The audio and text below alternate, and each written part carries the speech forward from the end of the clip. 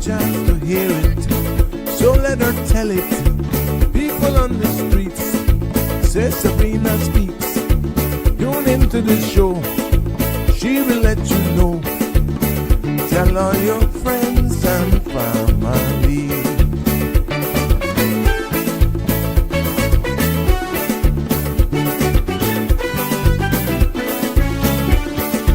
Real talk is no joke.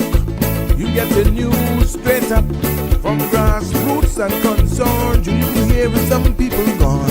So tell all your friends to tune in to Good evening, Cayman. I'm Sabrina Turner, and welcome to Sabrina Speaks, your daily dose of clarity, truth, and community insights. Every weekday from 5 to 6:30 p.m., we're tackling the issues that affect you, from national headlines to grassroots concerns. Whether you're in traffic or winding down your day, this is your chance to hear it straight and speak your truth. So buckle up, Cayman. We're not holding back. This is the show. We gotta let you know. Now we got to go.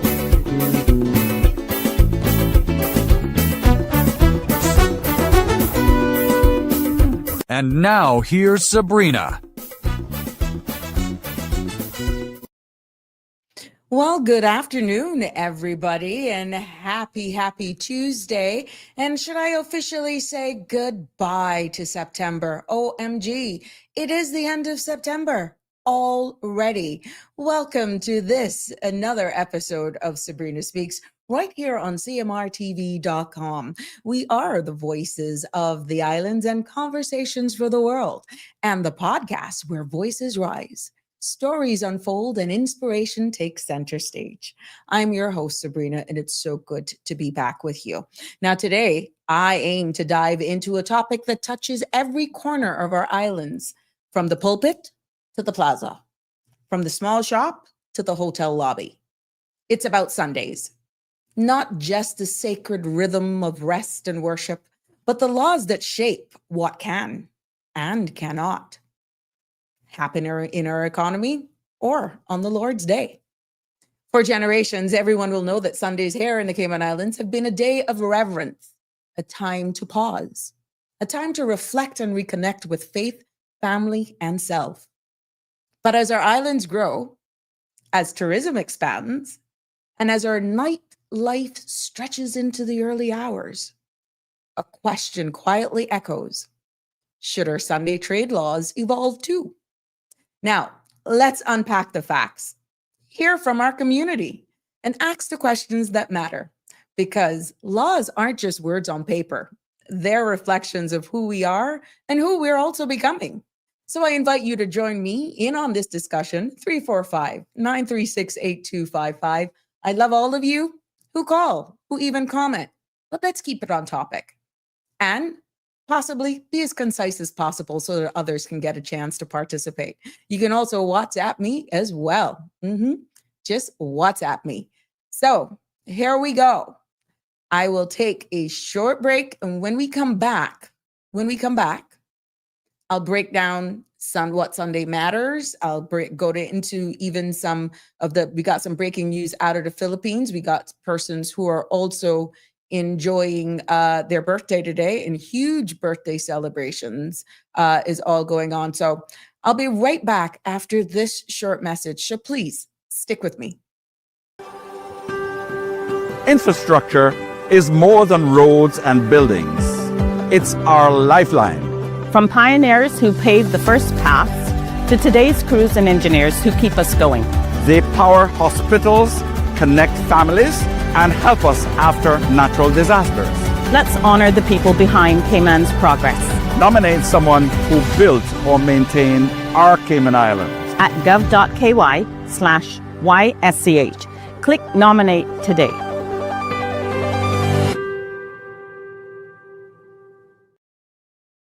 Good afternoon, everyone, and welcome back. Thank you for tuning in. This is another episode of Sabrina Speaks.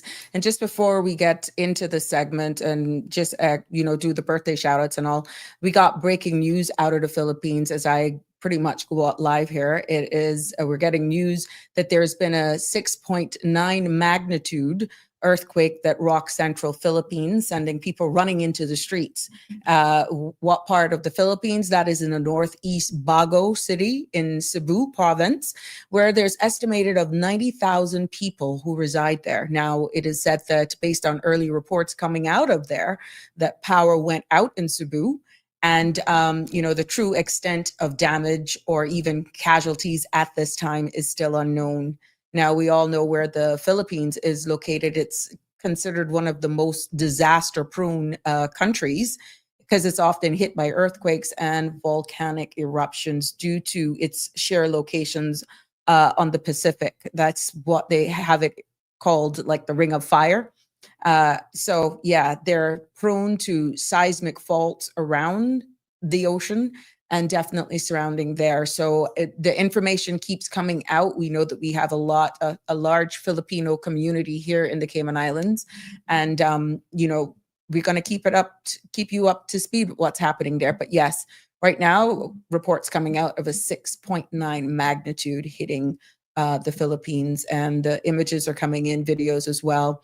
It is, we've even gotten some information early. Ooh, this just came in, that it is said 6 people, killing at least 6 people and injuring several others. So we're getting early reports that there have been some deaths in the Philippines, collapsing walls, killing at least 6 people and injuring several others.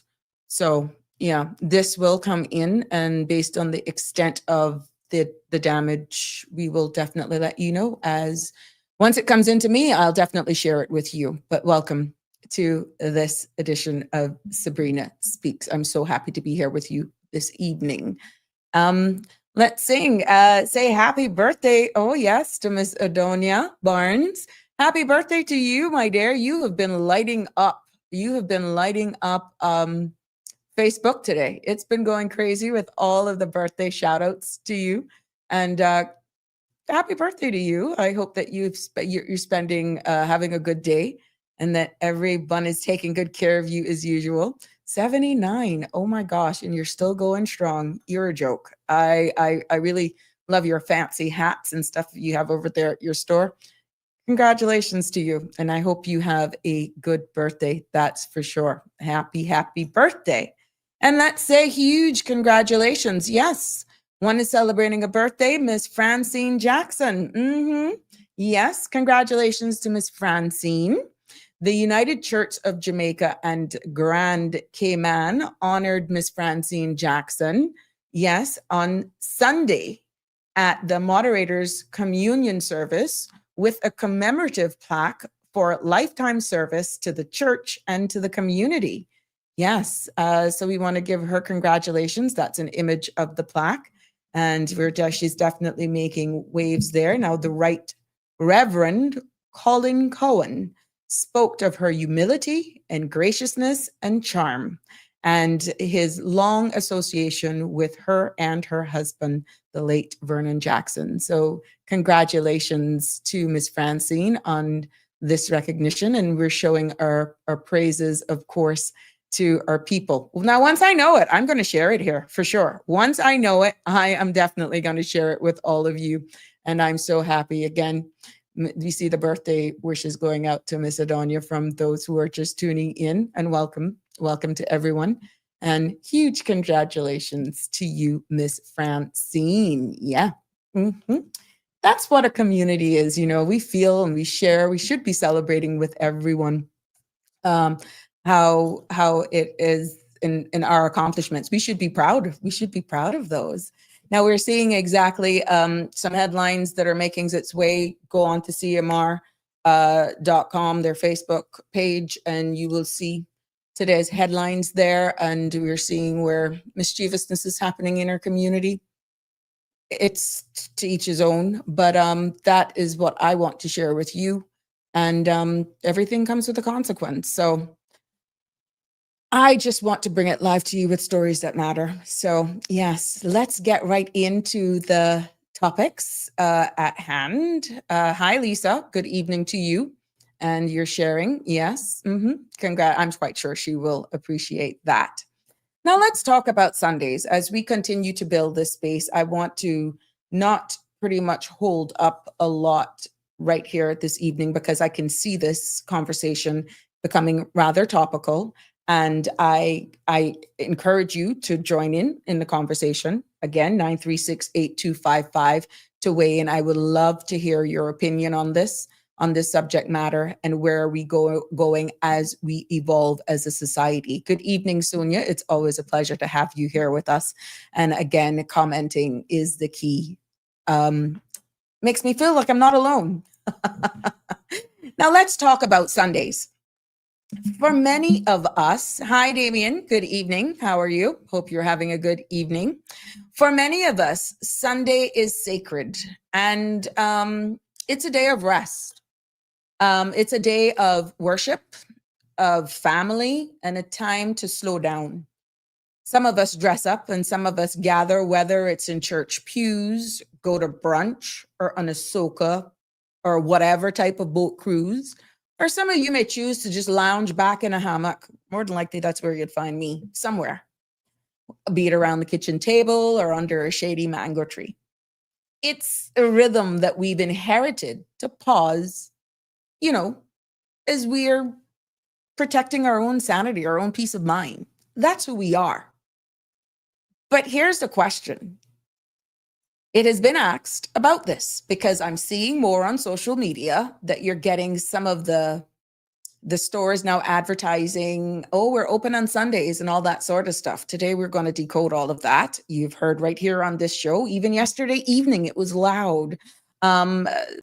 Persons from various parts of our islands complaining about the noise, and we're hearing about a noise ordinance act and all of that. I got some myths around that as well, and it's gonna blow your mind. Who is responsible?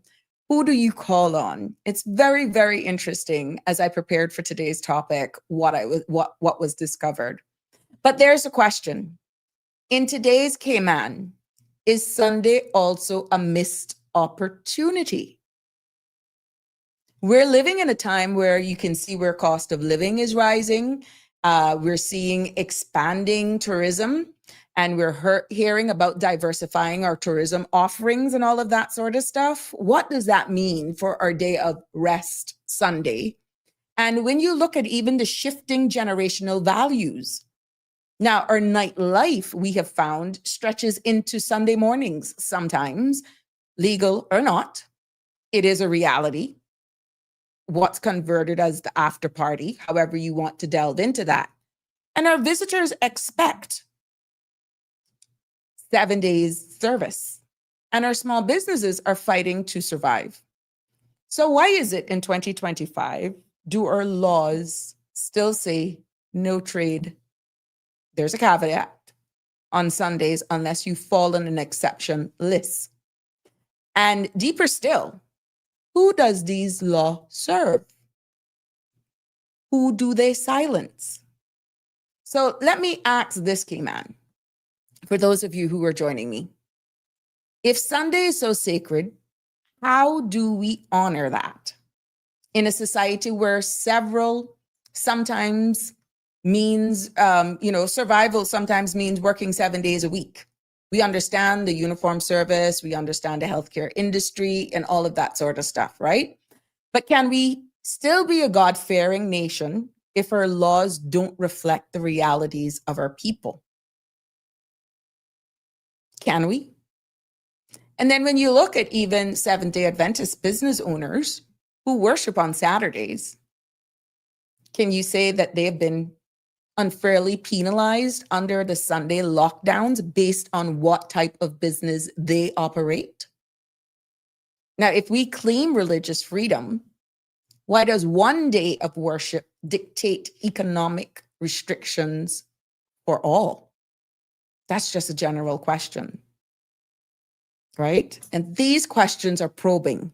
These are probing questions that should be on the forefront or cause you to really look at it totally different. Now, these aren't just policy questions, They're questions of fairness, they're questions of faith, and they're questions of identity. But then what about our very own Constitution? Does our Constitution protect all Caymanians equally? Or are we preserving a selective tradition? Does the Constitution protect all Caymanians equally? Or are we preserving a selective tradition? You can possibly even ask the question, is there any political will to change the Sunday trade law? Or are our leaders afraid of losing votes if this subject even comes up? Maybe you may be asking, can we even trust our elected officials to act boldly and fairly? Or are they choosing silence over service? These are the questions I want to sit with you. And if you feel moved to call in, by all means, 936-8255 is the number to call. You can also comment right here, because our beautiful Cayman Islands is at a crossroads, whether or not you want to believe it or not. And a new generation is asking for flexibility. Families are also asking for survival. And businesses are asking for fairness. And the public is asking for the truth. The truth in who we are. What are we preserving? Where do we go? How do you actually work out the balance? Is there a balance? Can a balance be reached? Or do we have to say sacrifice survival versus culture? But I'm hoping with what I'm about to share with you this evening, as we go into some of the legislations, that it actually brings some clarity to this very same subject, okay? And you can form your own opinions. I'm only here to give you the facts based on what I've found. So let's ground ourselves into some of those facts. And what does the law actually say?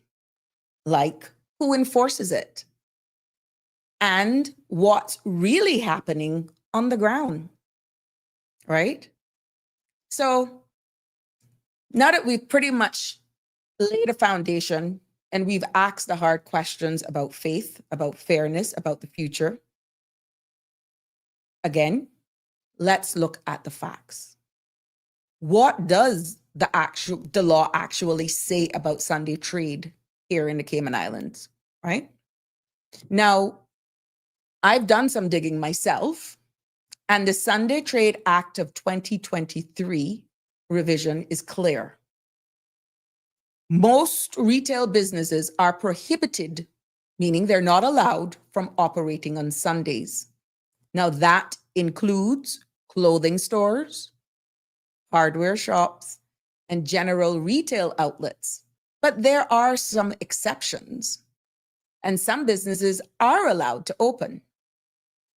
I did my own type of digging, to be honest with you, and I pulled up the Sunday Trade Act, and it was amazing of who these exclusions or what type of businesses this exclusions included. Miss Rose. Hi, good evening, Miss Rose. Getting a little more time to listen. Oh, thank you. Thank you. Shaka Zulu, good evening to you, my dear. How are you? Welcome. I'm always happy to see you. And Miss Rose is sharing her greetings to Miss Francine. Damian Charles. Hi, good evening. How are you? It's good to have you here with us. Now, as I was saying, keeping it into the Sunday Trade Act, because these are some of the questions that are being asked, right? When you look at this, at the short form, and this is all based on research, the Cayman Islands generally prohibits business from opening on Sundays with specific exemptions listed in the Act. And I'm going to tell you what those exemptions are. This Act, as it is a Sunday Trade Act 2023 revision, and I'm reading this straight from the schedule, businesses involved in the provision of goods and services primarily to tourists, including establishments selling souvenirs, duty-free items, tourist accommodations, water sports operators, golf courses, and businesses involved in sightseeing activities, druggist shops and dispensaries, restaurants, retail businesses involved primarily in the sale of food items and beverages where such an establishment is less than 4,000 square feet, hairdressers and beauty salons, airplanes and shipping offices, establishment for the sale of motor fuel or oils in relation to the sale of those items, motor vehicle repair shops or service stations in relation to the sale of those items and of spare parts for motor vehicles, establishments governed by any law for the time being in force in the islands regulating the sale of intoxicating liquor in relation to the sale of intoxicating liquor, establishments engage in the sale or supply of funeral caskets or flowers in relation to the sale or supply of those items. 11, establishment for the sale of victuals. Now that's food supplies, ground provisions, that sort of stuff. Those type of stores or other necessaries required for a ship or aircraft on arrival or immediately before departure from a port or airport in the islands in relation to the sale of those items. 12, establishments concerned in the retail of motor cars, motorcycles or bicycles, or in the rental or charter of boats in relation to such rental of charters. Establishments concerned in the provisions of such essential services as may prescribed by cabinet by order. Establishments engage in the conduct of public film exhibitions in accordance with the hours specified in the Film Exhibition Control Act of 2015. Okay? Ladies and gentlemen, when you listen to those 14 businesses that are exempted, meaning they can all operate, that speaks volumes. Grocery stores under 4,000 square feet can open. It's a matter of choice, along with all 14 of those things that I just outlined. Are you listening to what I'm saying? Did you really hear what I just said? How wide that is? But hold on. These exemptions reflect essential needs and tourism demands. But many of the local entrepreneurs, especially Seventh-day Adventists who worship on Saturdays and own business, and Sunday is their only viable day to trade, and yet the law says no. Unless they fall under selling of souvenirs or food, a regular clothing store on Sunday cannot open.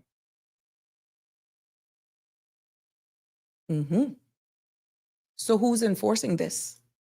Okay. Again, Sunday trade in short form, the core of the law is that most businesses are required to close on Sunday unless you fall under those 14 descriptive items that I just read out. And those exemption of this artificial list of specific types of premises is exempted and allowed to trade. And those are based on a below of a certain square footage.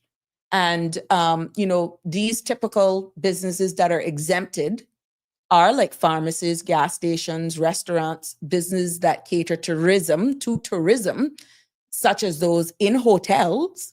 And again, the list of exemptions that I just read out. Now, the Act in 2023 has been revised, and this did not introduce a wholesale change to Sunday trading laws. Now, I'm going to go into, you say, well, what about playing of music and all that sort of stuff? Hold on. And who's supposed, if somebody is caught breaking the law, I'm getting there. I'm getting there. A key update occurred back in 2015, which liberalized some restrictions following public consultation, meaning that list of 2023 was made based on public consultation of 2015.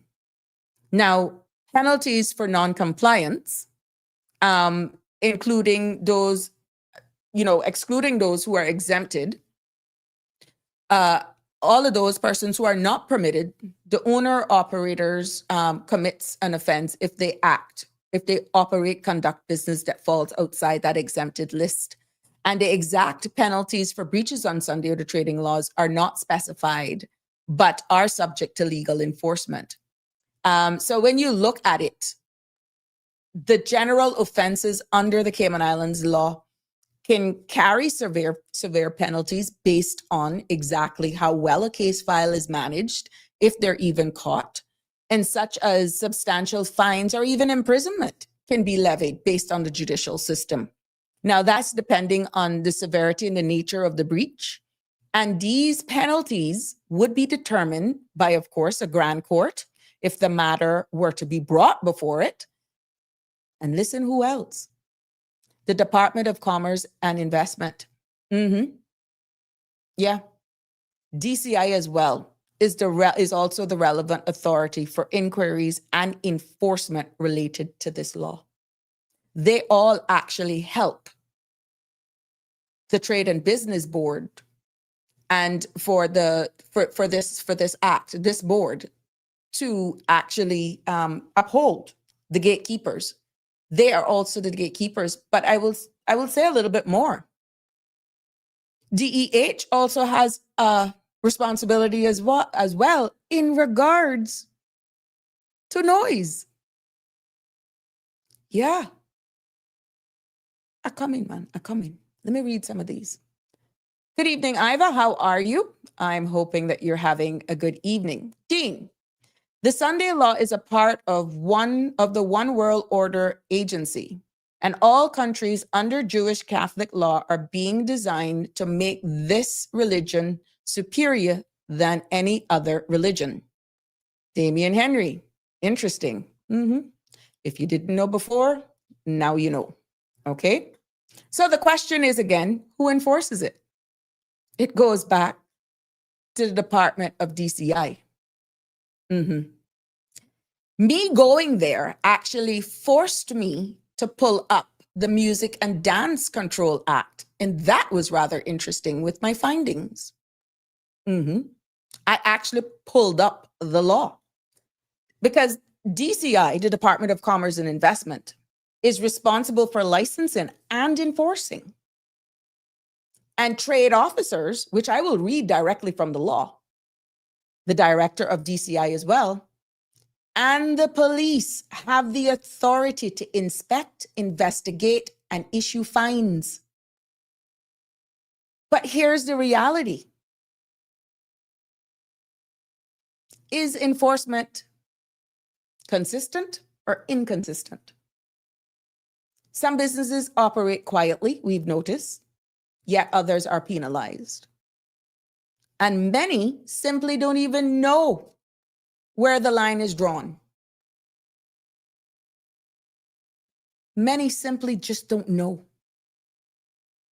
So, if the gatekeepers are turning a blind eye, what is the point of the gate? Is it smoking mirrors? Is it only a small sector of the Cayman Islands that's really into preserving our culture, or in denial that we're evolving and generational changes are imminent, and pretty much you have a law that the exemption is, it's by choice already.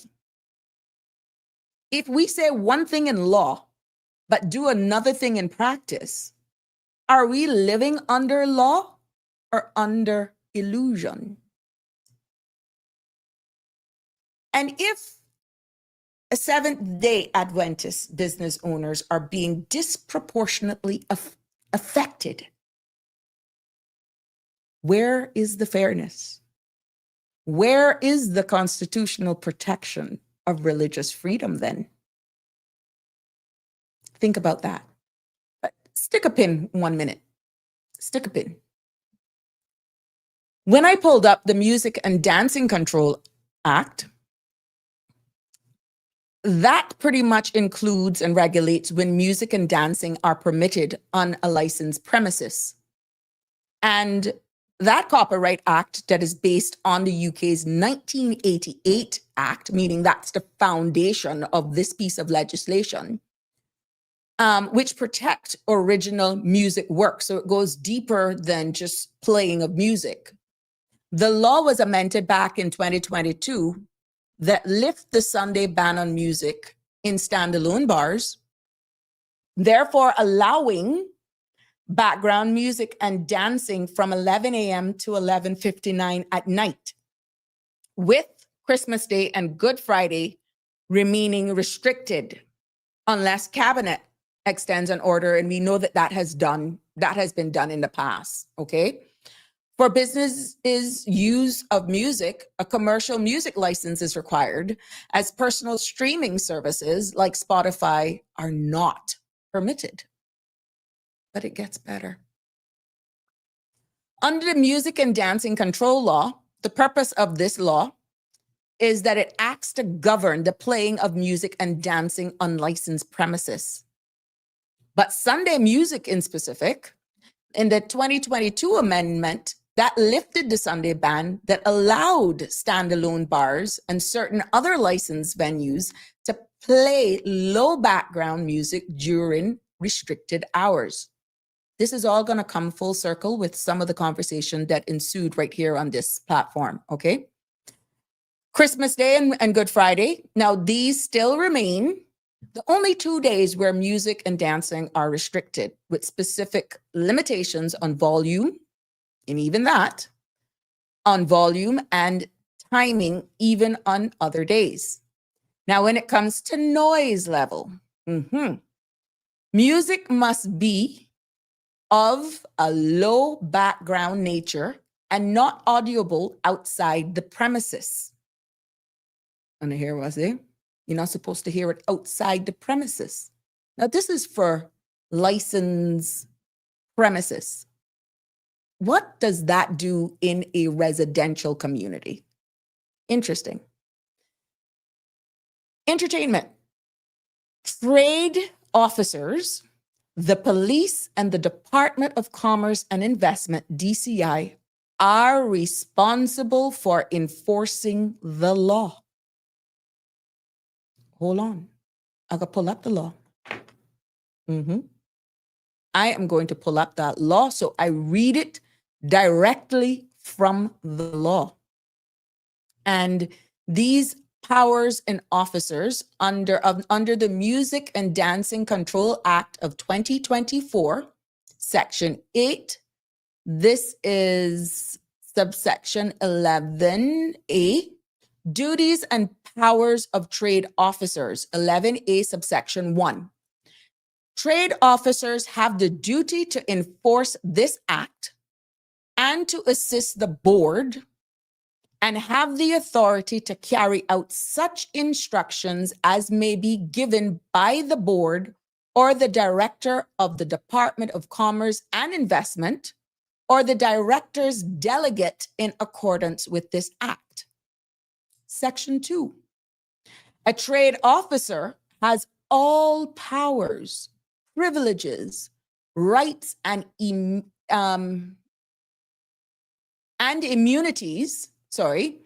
of a constable. Let me read that over again. A trade officer has all the powers, privilege, rights, and immunities of a constable when carrying out the trade officer's duty under this act, including the powers to enter and search premises set out in Section 33 of the Liquor Licensing Act 2019 provision. Do you understand what I'm going in this? And let me go down.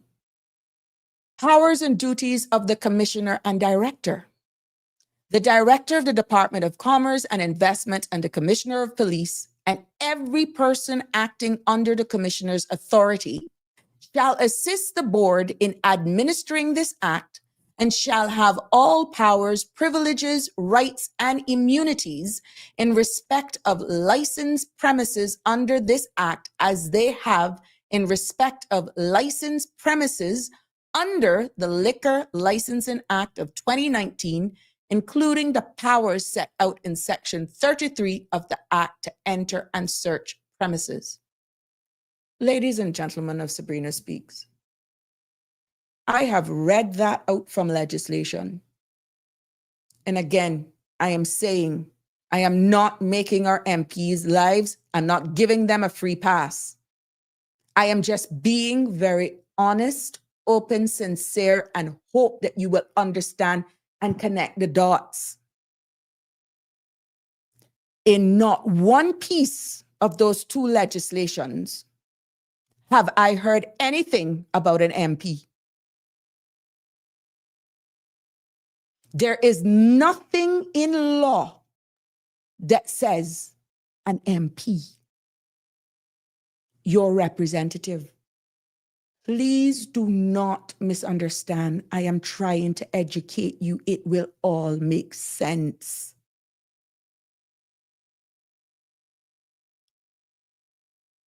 You hear us talk here all along. You have the operational arm of government and you have the elected arm. Everything that I've read is not what I'm saying. And there's a reason why I'm reading it from law. So it now what Sabrina say? It's what's in law.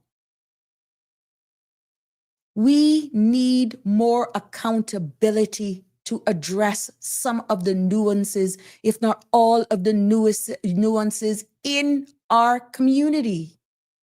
Yes, you're saying, but I'm trying to get a hold of my MP because I'm being disrespected at the police when I go to make reports. Hold on. Even if you go to the MP at this stage, they got hope that the police listen to them too. They got hope that the DLP and their officers, who have the same rights as a constable based on the nature of the complaint, to actually act in accordance to your report. So if the gatekeepers are turning a blind eye, and in this case, even ignoring civilians, what's the point of having the gate?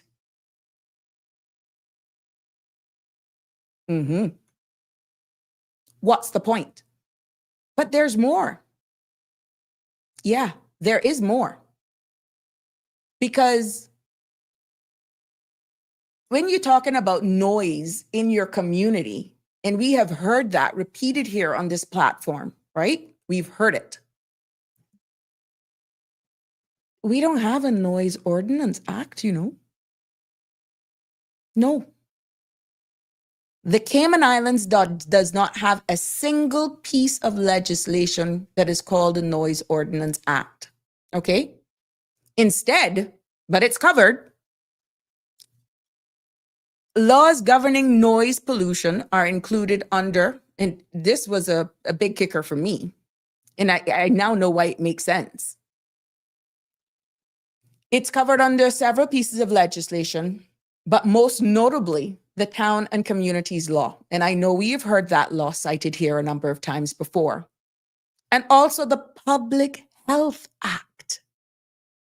This is where our DEH enforcement officers come in. Yep.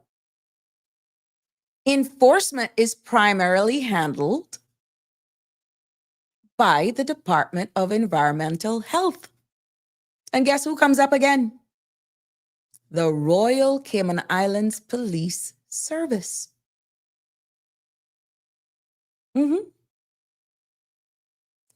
Town and Communities Law, this law gives authority to environmental health officers to require that a noise nuisance can be abated or stopped. lowered or stopped. So this goes to the caller that was trying to get the representative from West Bay North for quite some time, has been reaching out to a number of their elected MPs about a specific location, and I'm quite sure there are probably more, but specifically so that it makes sense of those persons who were in the district of West Bay, where it is alleged that there's loud music. It's a nuisance to all of the neighbors. There's been allegations that even the smoking of contraband is going on and their kids are in the yard. So we can see right here, right now, where this are multiple government agencies, operational arm of government, again, are really the ones who are supposed to enforce the law. Your MPs, whoever did those amendments, did their job. They put the law in place. I'm reading it. I'm reading the law. But who are supposed to enforce it? DLP, RCIPS, and now we're seeing the Department of Environmental Health. The Department of Environmental Health. And when you look under the Public Health Act, and you may say, well, how the heck they got involved in that? Because that impacts your quality of life.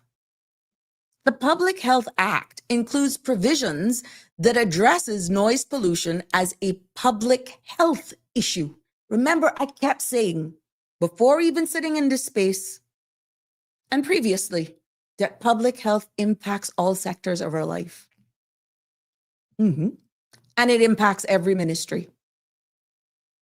Now, under the Public Health Act, it prohibits loud noise activities, especially near schools, healthcare facilities, and residential areas. The Public Health Act prohibits loud noise activities, especially near schools, healthcare facilities, and residential areas. So you have the right to call a DEH officer because they have the powers under the Public Health Act to also assist.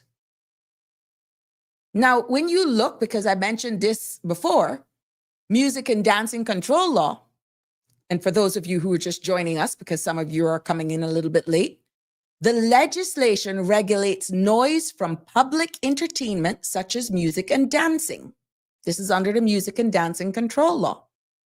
And recent amendments have included provisions for prescribing noise levels in describes and methods of measuring the noise, which means if you're in a bar, let's say it's outside, you should only be able to hear that at that bar within the confines of that space, okay?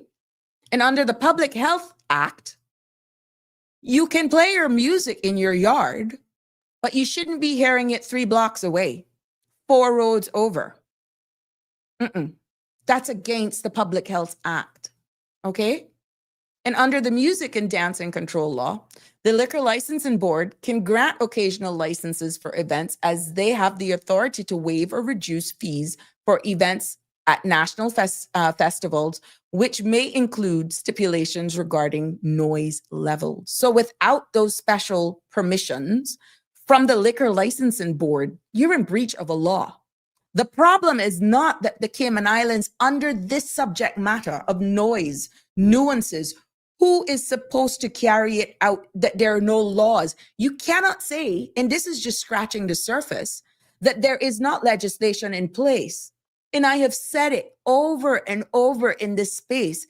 Cayman is not short of laws. We are short of who's enforcing them. I'm not telling you that some don't need more teeth. Don't get me wrong. But it's not that we don't have a foundation. And whether not you think that some of the fees imposed, be it 500, 5,000, or it's an open season based on who you are. The fact is, it's not that we don't have laws. They're just not being enforced. Your elected members of parliament is not charged with enforcing these legislation. It is exactly who I'm saying. The Royal Cayman Islands Police Service, the Department of Labor and Pensions, the DLP, trade officers, DEH officials, they are the ones who are the enforcers. I have not found one evidence in legislation that it says you're MP.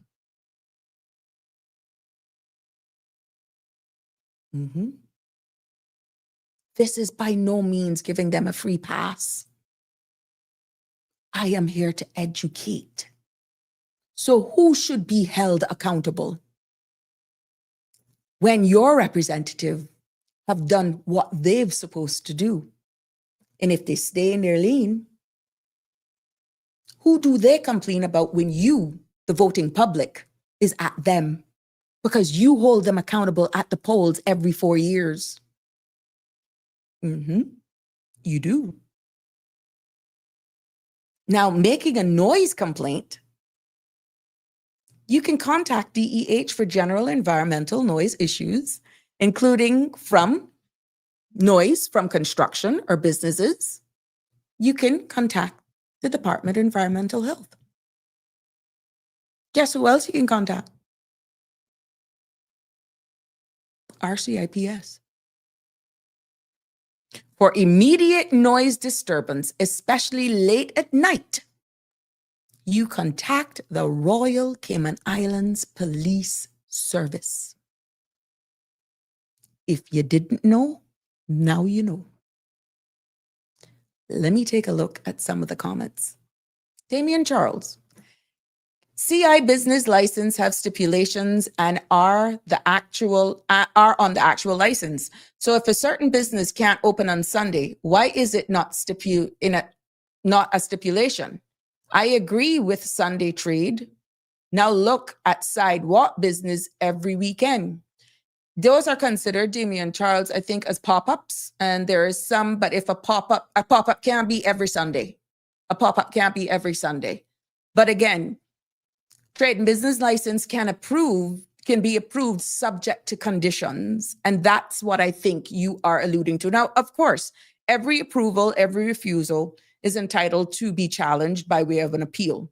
So these are some of the stipulations. You're quite right, Jamie and Charles. You should actually be looking at your trade and business license or whatever license you're given, be it a work permit even. There are stipulations. They're subject to the following conditions. And many times, a lot of people are not reading those carefully. Good evening, Marshall. It's always good to have you here.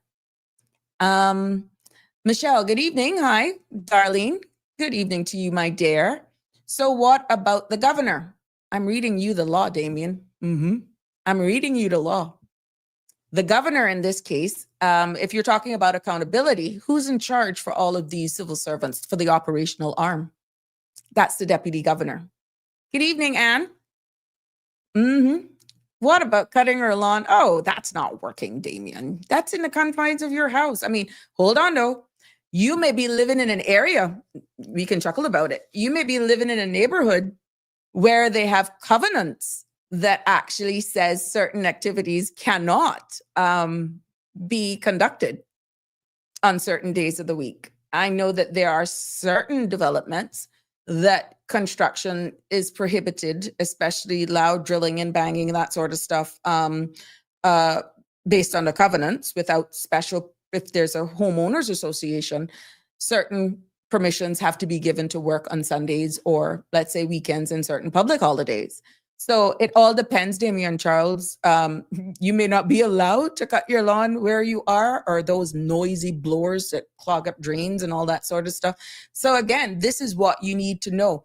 But some of the things, the key takeaway of why it was so important for me to read that is because we're seeing more and more social media, Facebook pages showing up, oh, we're open on Sundays. They're not in a hotel. They're not selling souvenirs. You cannot say that these persons who are advertising on Sundays are actually essential services, and they would not necessarily fall under the exemption of the 14 things that I just outlined earlier. So who is holding these accountable? If I'm seeing them pop up on Facebook, those persons who are tuning in to Sabrina Speaks are saying, hey, we need to look at this. And you're seeing these pages as just common citizens, civilians saying, what does our Sunday law say? I told you what it says. But if you're in breach, I told you who you got to call or who's responsible for it. Yeah. So it's quite interesting where we're going with this. And is it the time now that we actually look at exploring whether or not we should consider looking at this again? Or are we that hard pressed in traditions, what our Constitution says, that we are founded as a Christian society, but is it fair and balanced? Or is it a matter of survival? I'd like to get your take on it.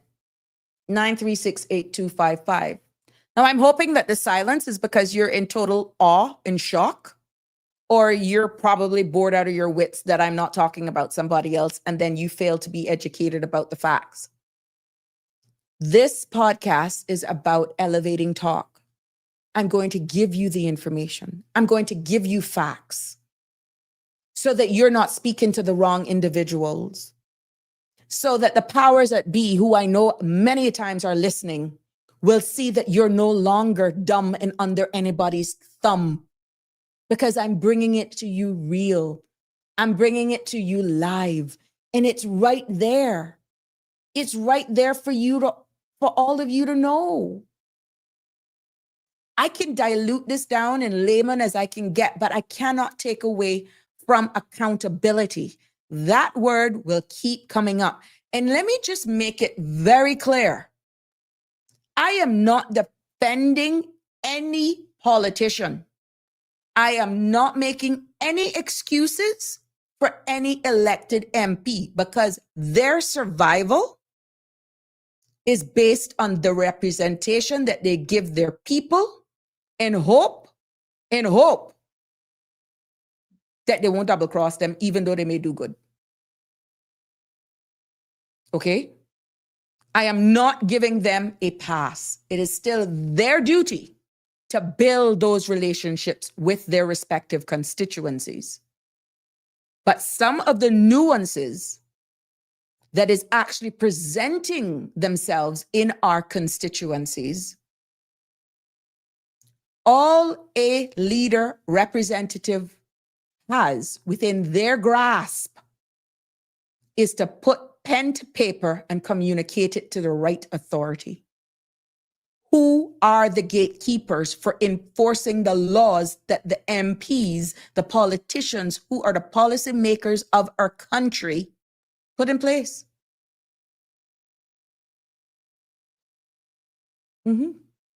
Hi, Melita. Good evening. It's good to have you here with us.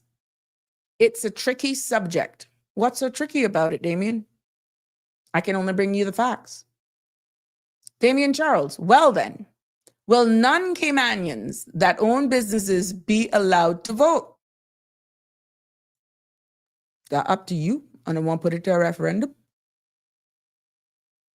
I don't know.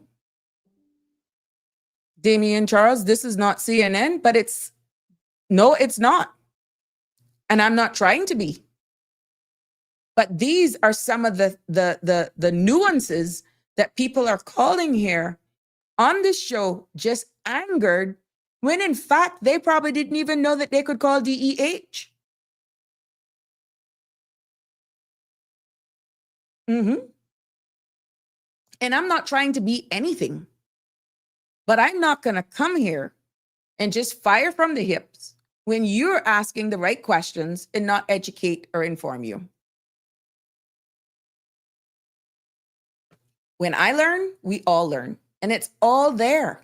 We can sit here and we can talk about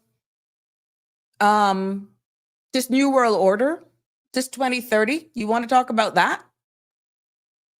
Charity begins at home, and you got to understand the operations. You got to understand the chain of command. And not everybody's going to get it immediately. But I bet you if something goes wrong, you're going to want to find out, how does it work? Who do I go to report to? Well, I know some of you are just joining me. So you know what? That's a lot to absorb. To let some of that sink in a little bit. Let me just do this commercial. And when we come back, or when I come back, I'll talk about the pros and the cons of changing the law. And I'll hope to get your feedback. Stick with me, please. The Ministry of Youth, Sports, Culture and Heritage is pleased to announce that the nominations for the 2026 National Recognition Awards are now open. Nominate individuals and groups who played a key role in developing the Cayman Islands' physical infrastructure. The categories include landmark leaders, infrastructure innovators, and the builders of Cayman. Visit gov.ky/YSCH. Click on the Nominate button to make a nomination. Here is a step-by-step guide to fill out the form. Before starting, please read the instructions, the award categories, and the eligibility criteria. Step 1. Enter your personal information and select the award category for the person or group you are nominating. Click Yes to confirm that your nominee meets the criteria. Step 2. Enter the nominee's full name, date of birth, and district. Indicate their current status, whether living or deceased, and ensure you have the current contact information for your nominee and their next of kin. Fill out the submission detail and provide any supporting documents and a reference to support your nomination. Step 3. Review your submission and make any changes by clicking the previous button. When you are ready, confirm and agree to the terms and click Submit Form to make your nomination. A thank you notice will confirm that the nomination was received, and a copy of the application will be sent to your email. Your nomination will be reviewed and considered by the National Recognition Awards Committee, and only successful nominees will be contacted and recognized at next year's National Heroes Day ceremony. The deadline to make a nomination is October 15. Remember, you can submit multiple nominations or browse our frequently asked questions by visiting the National Recognition Awards tab at gov.ky/YSCH. We look forward to receiving your nomination.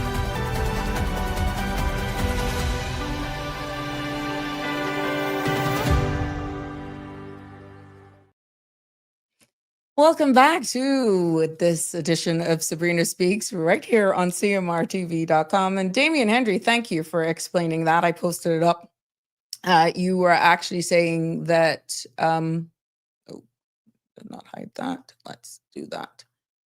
The people need to be educated about the rules and laws of the islands. That's why I say it's a tricky subject. You're quite right, Damien. And ignorance of the law is no excuse. And many people could actually find themselves in a little pickle, which is why I'm so happy we're transitioning into the pros and cons of it. Because shall we even consider when you look at what would it mean then to our economy, our culture, that balance, our Caymanian identity, if Sunday trade were legalized or even partially allowed? And, we have looked at the law in its entirety, and you see the 14 subheadings of that act.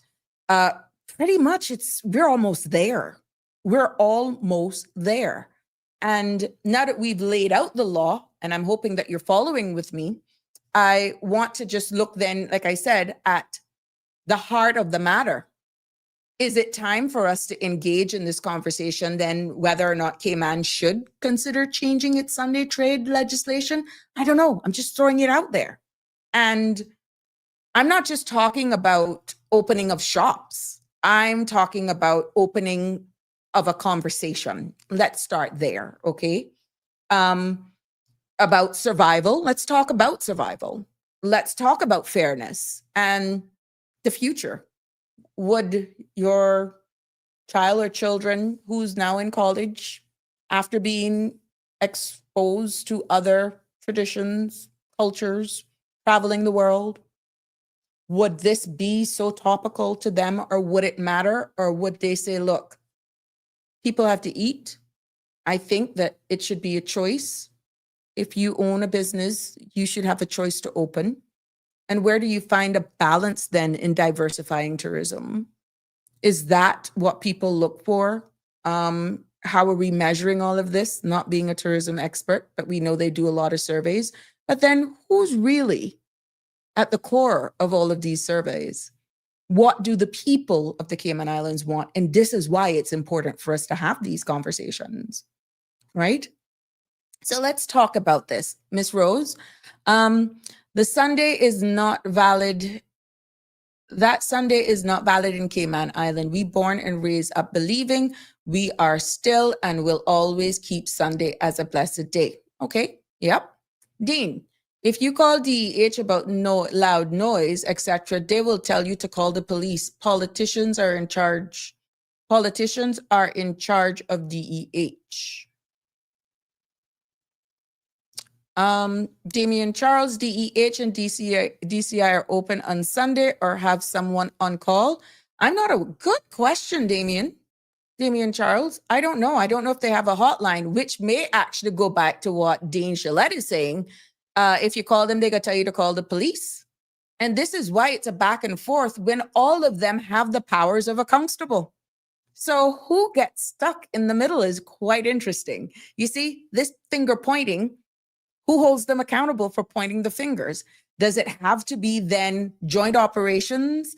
Do our powers that be, does the deputy governor have to look at these multiple government agencies differently? Because now it appears they're, again, you hear me talking about working in silos and having to come together so the people don't actually suffer, because we're seeing what Damian Charles, you're right. It's a hot potato. But while you suffer and you curse your MPs, it's a free pass. Really? Is that where we're going with this? But you know what? Let's go. Let's look at the pros and cons. Should there be a change?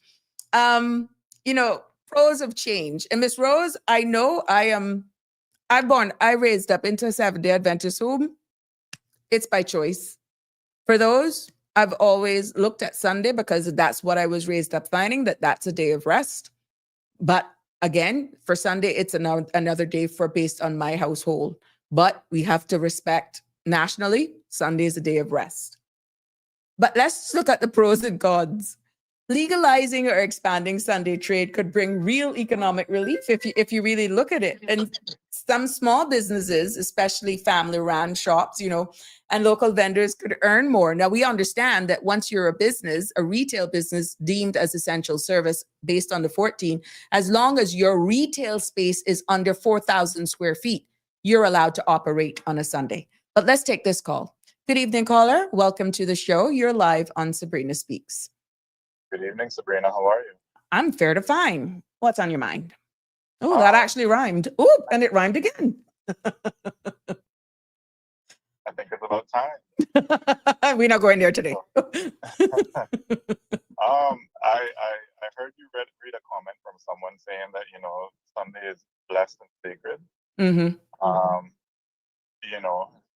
But while I can understand that tradition is important, culture has evolved, do they not? Mm-hmm.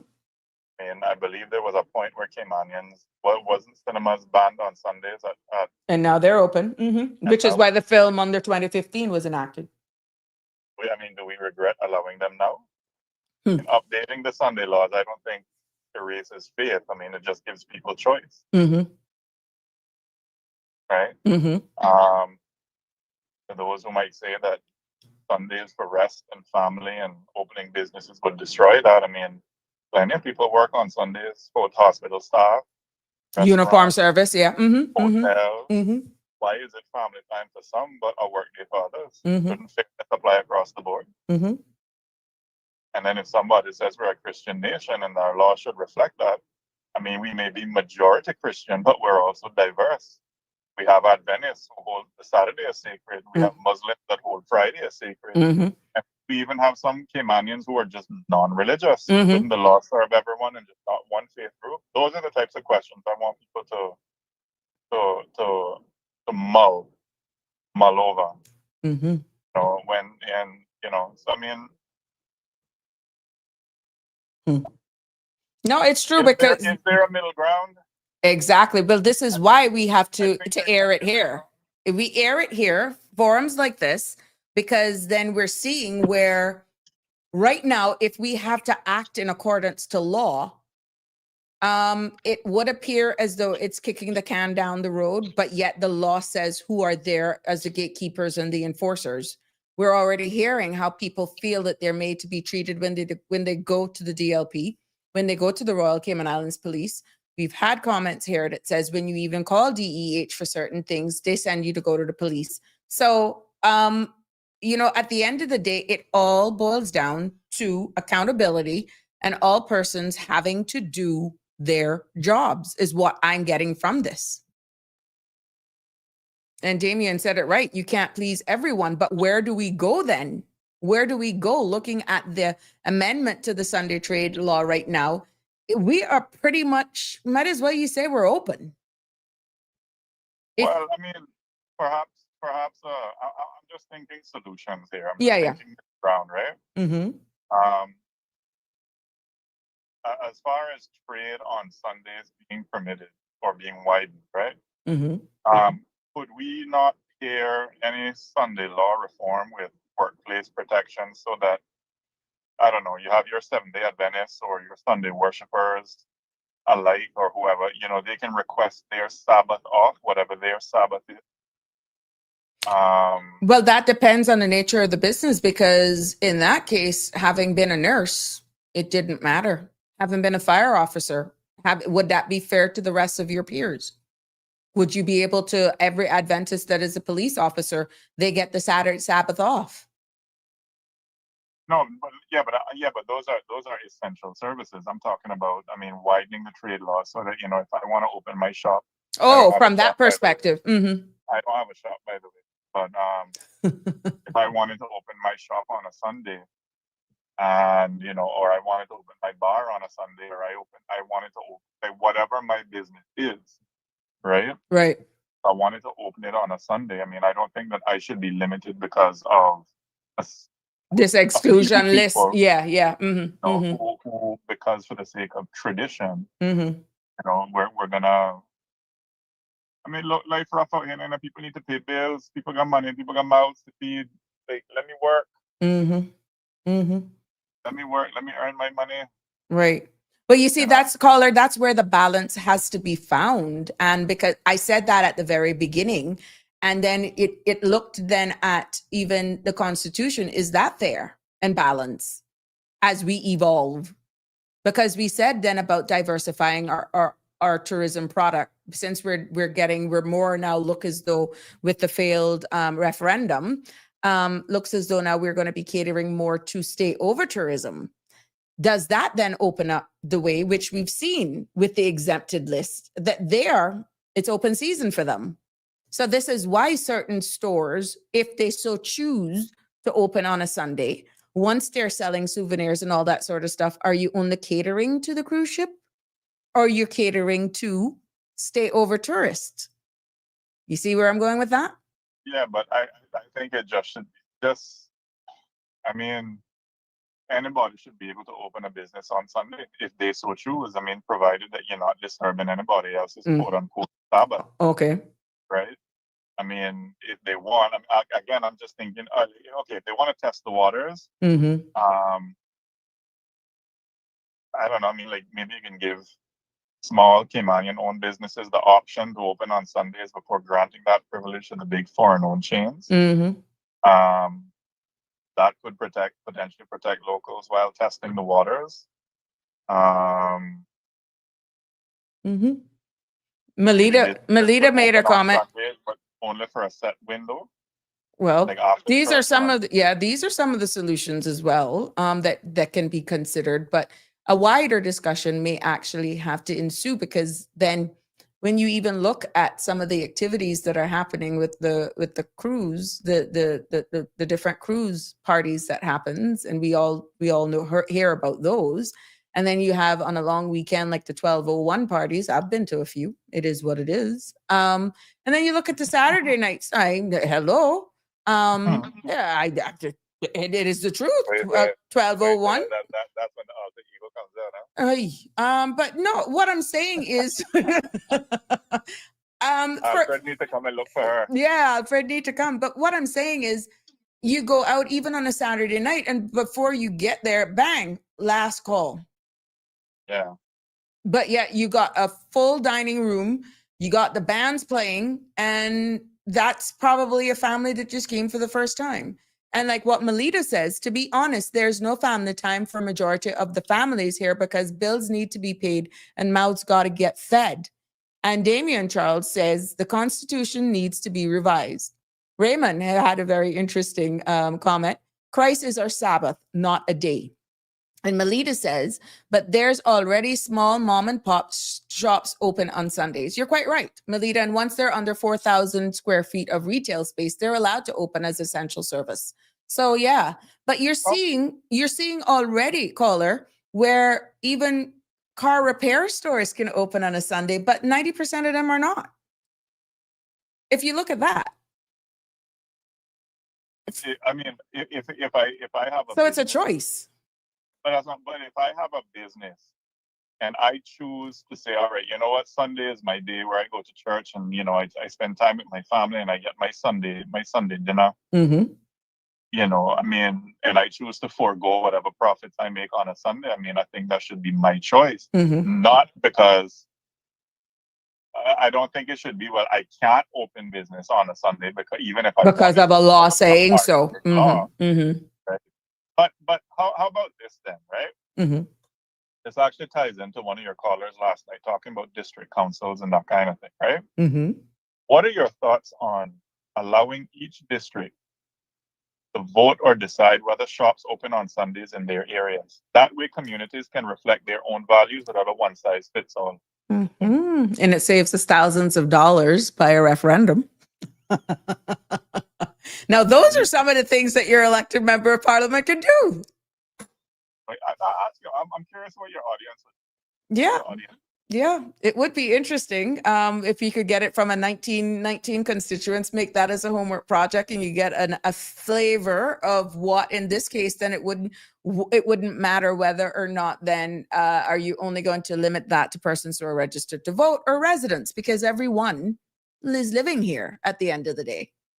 But still, you would get a good sampling of what your constituents feel, because I can tell you, many are fearful of this topic because they are fearful of upsetting the Christians. Mm-hmm. Well, I mean, because of their voter base, and you will have a diverse in based on the composition of your constituencies. You will see them there. It's like they're fearful of having the conversation, but we're seeing these establishments still open and in their constituencies more often, and their constituents still partying. I don't see why the Christians should be offended by us having a conversation. I mean, we're having a conversation.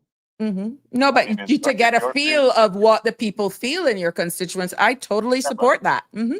Yeah, but is your faith that brittle that you can't entertain a conversation? I know you're not saying it. No. Don't get offended at me. You can get offended at me, right? Mm-hmm. I mean, we're having a conversation here about and you're telling me that people are afraid to even talk about it for fear of upsetting the Christians. I mean, I just don't understand that logic. Put it like this. It wouldn't be necessarily, based on my previous experience, on the top of anybody's list. And if it's anything, they would do it in the first half of an administration, hoping to redeem their faith by the second half. I see. Read in between the lines. Mm-hmm. All right. Well, I'll leave you there. Let's continue to explore middle ground. Yeah, but it is quite interesting because even with stats that I've found here, not that I'm for or against, I'm just bringing to the table, and I'm so happy that that you understand, and I can see a lot of my commenters are understanding why it's important for me to put this out here and to just come from a very informed perspective. That when you look at some statistics, that tourism could thrive because we were looking at all of our taxi operators, those who are in the industry. And when you look at visitors who expect 7 days of access to certain services and Sunday trade could boost the per visitor spending 8 to 12%, especially in the dining and retail and excursions, which those are already under the exempted sections. You understand? So really, when you look at it, it is still automatically per choice. It's a choice. And when you look at it, more open hours may mean more shifts. It could create more job opportunities for youth and single parents, and those who are seeking flexible working hours. And look at the government revenue that could increase through licensing these premises, for the economic activities, and potential millions annually.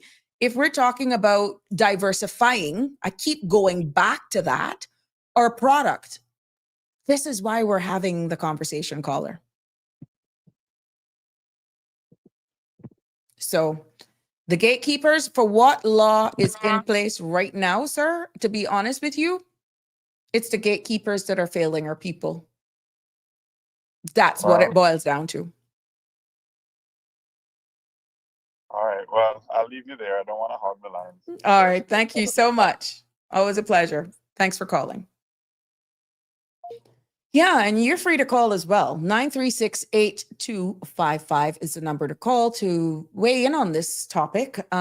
Yes, about how you feel about the pros and cons of possibly exploring Sunday trades and opening it up a little bit more.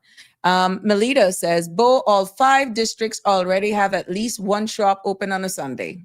Melita, you're quite right. Damien Charles, some people's Sunday of rest is also brunch, beach, and liquor store. Damien, yes. And that is why in one of my openings, I said what I said. Some of them have never darkened their foot into a doors of the church. And some of them may never. And you just have to respect people's rights, which is why you said the Constitution may have to be revisited. And this topic of Sunday trades may actually have to be considered unless and until such time who is holding persons accountable. But again, hot potato, as one commenter said, how do you stop a man from making a living? But that's no excuse for breaking the law when in some cases we're knowing that illegal activities are happening at some of these establishments that are not licensed to sell liquor. And that's what people do. So you're seeing where the trend is going. If we have laws that are being broken, then get them, hold people accountable. But if you're not even catching them, then what's the sense? Now, some of the cons, we still must tread carefully though, because out of respect. Because don't care what, we know Sunday for many is sacred. And for many, it is a day of worship, a rest, and to be with family. But we have explored that from what the last caller said with those persons who are in the uniform services. There are just certain industries, the hospitality industry, where it's honestly for them just another day of the week. And opening trade could erode that very same rhythm. Now, that all depends on how you look at it as well, because it could be already eroding because we're seeing where there's more traffic on the road. We're seeing where brunches are something that people are actually looking forward to. You're seeing persons that are planning more trips out in the North Sound and many more boat cruises and all that sort of stuff. These DJs make a living from this, right? And without strong protections, though, workers may be pressured to work on Sundays, losing their only guaranteed day off. But that's, again, based on the industry and mutual understanding from you and your employer. And when you look at then the larger retailers may benefit disproportionately, forcing smaller shops then to compete or compromise. So you see where the balance is, because right now, as it stands, if you're a retail space that is not considered essential services and you're over 4,000 square feet of retail space, you're not going to open. So my Uncle Clem's, Boose's, Macross, and all of those, and you got other little mom and pop stores like you rightfully know, Chisholm's and all of that sort of stuff. What would happen to them then if it's open season for everybody? Would they then struggle? So it is, those are some of the cons. But the big question that I need to ask, can we profit? Can we protect our Christian heritage then while considering embracing economic opportunity? Tell that to somebody whose hours maybe is cut or could get more hours and they're struggling to make the payments for their mortgage or utility bills or send their kids to school. And I'm not placing nationality when I make that statement. I'm speaking to everyone. This is just a general conversation. Can we honor rest while supporting resilience? Or can we even evolve without erasing who we are? But do we know who we are? Can we even identify where we want to go? So it's very interesting. Now let's look at the economic side of things and be very honest that many businesses are already operating on Sunday, be it quietly, cautiously, and sometimes outright illegally. And enforcement, as we can see it, and as obvious, is patchy. And accountability, from what we're seeing, is blurred.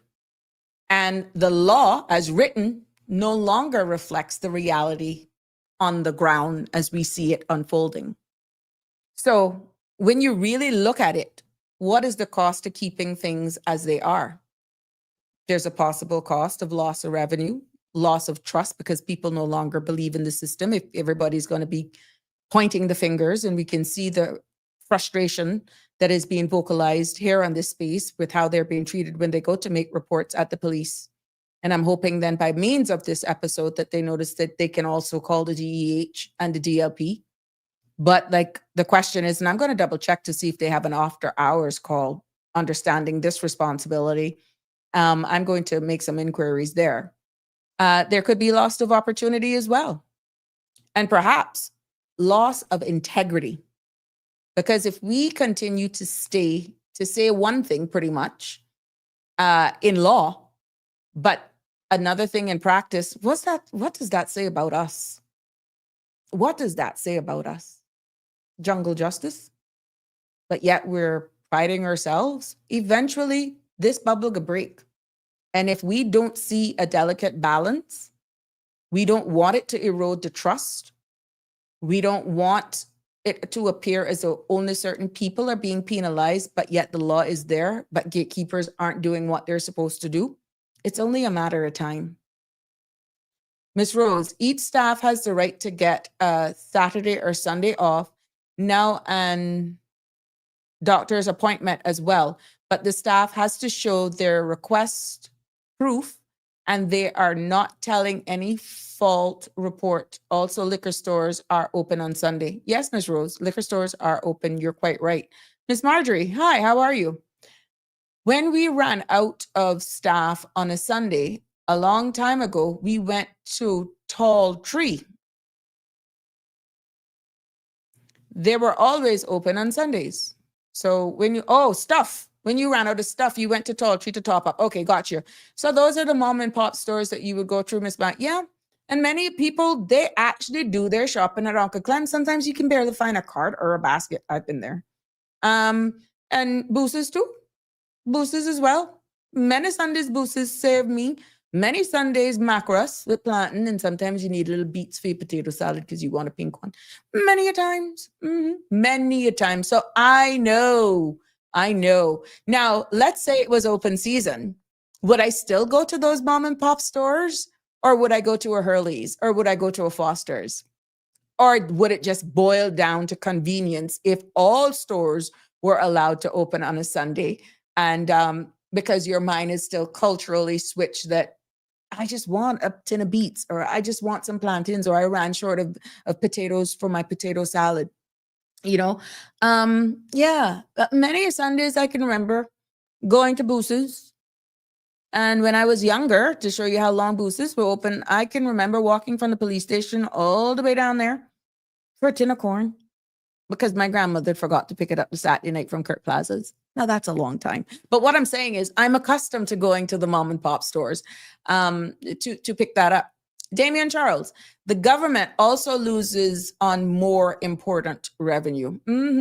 Well, then maybe they may need to look at it from a different angle too, Damien Charles. But we're all talking about revenues being collected and diversifying our offerings and all that sort of stuff. It's worth having the conversation, I must say. They grant liquor to be sold on Sundays, just the small stores. We can get goods from the grocery store. Yep. And also gas stations are allowed to sell liquor as well once they're licensed. Melita, I'm in between two supermarkets and I rather go to the corner shop because I'm not pressured to spend more money in and out. Yeah, some people, I could tell you, Melita, I have an aunt who lives down by Uncle Clem's. I have an aunt who lives there and she loves it because you can get your oxtails, you can get your meat, you can buy it by the pound. And that reminds me of the days when you had the meat market out in town. Yeah. Right across from where Subway is. I can remember going out there and buying, I still like to go get my meats from them. And I do it in bulk. If you have a deep freeze or you have space in your freezer and you do it like the holidays are coming up now, you go and you buy all your stuff and you'll clean them up and you'll season them up and you just put them away to freeze. But that's what I'm used to be honest. So, and that was on a Sunday. Damien Charles, Solomon store is Boos's. Yes. But only legends will know where I'm talking about, Damien. But Solomon's Grocery is Seamus Boos's. Yeah, Mary Street, the corner of Mary Street right there. And shameless plug to all of them. These small, you got one now to, oh Lord, across from Steve's. Steve's now is open as well, right there by where Old Paramount Carpets building used to be on Sheridan Road. Steve's open too.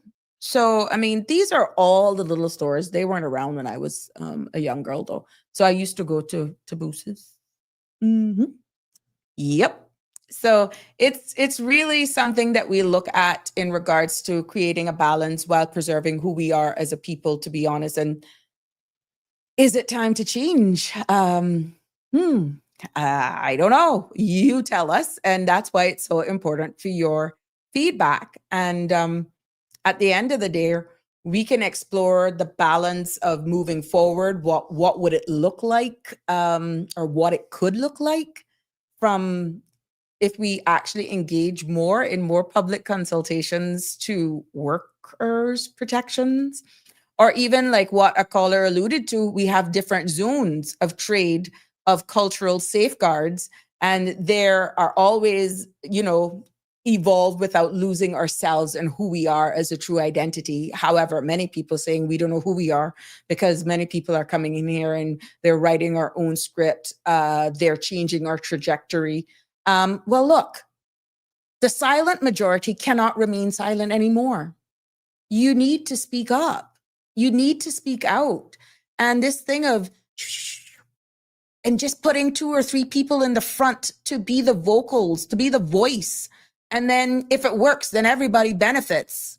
God forbid if it goes sideways, then Sabrina is blackballed. Is that what you're afraid of? Really?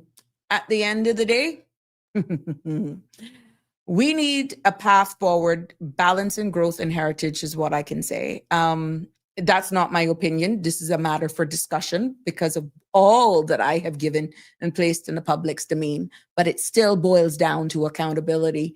And accountability from those gatekeepers who are there to enforce our legislation. Melita, I always send tourists from the ship to Boos's shop. Nice, well, they could get a Caymanian experience there. Good for you, Melita. Damien Henry, many people appreciate having one day in the week when things are slower, quieter, which is Sunday. It gives individuals and families opportunities to attend church, rest, spend time together without the rush of errands. However, as population increases and society becoming more multicultural and globalized, people like a wider range of preferences. Some people might prefer more flexibility. Damien, you pretty much summed it up why it's important, or why it was important for me to even engage in this topic today. We can't take our eye off of the fact that we are evolving. And I know this could upset a lot of people, but if we don't deal with this, we're going to have more persons breaking the law. And if we're seeing where the gatekeepers are not guarding the gate by holding persons who are breaking the law accountable, what's the sense of having the gate? That statement may be read incorrectly by some who don't understand its context.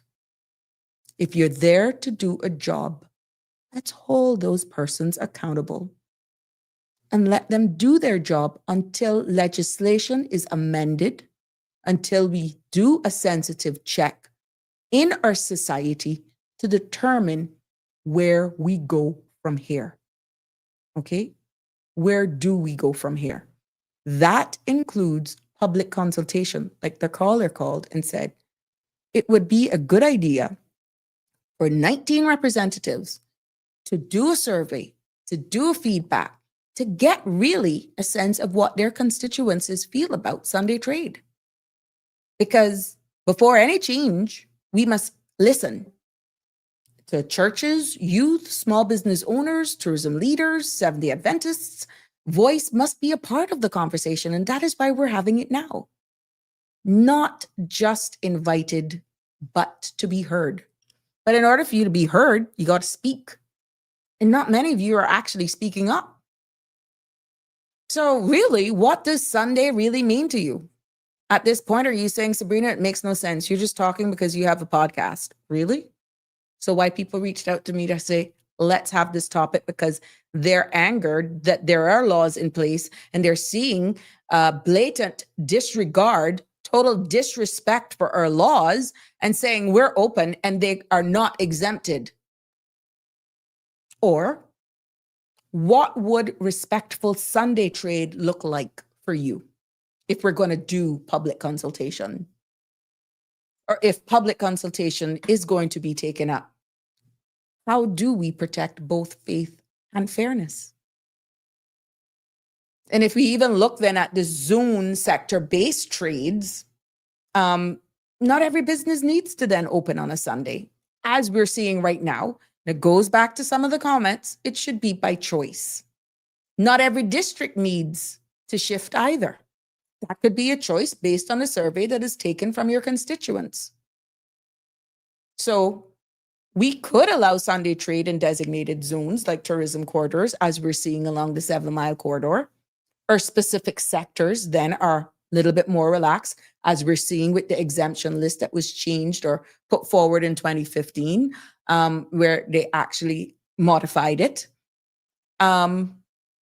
such as wellness or other cultural retails.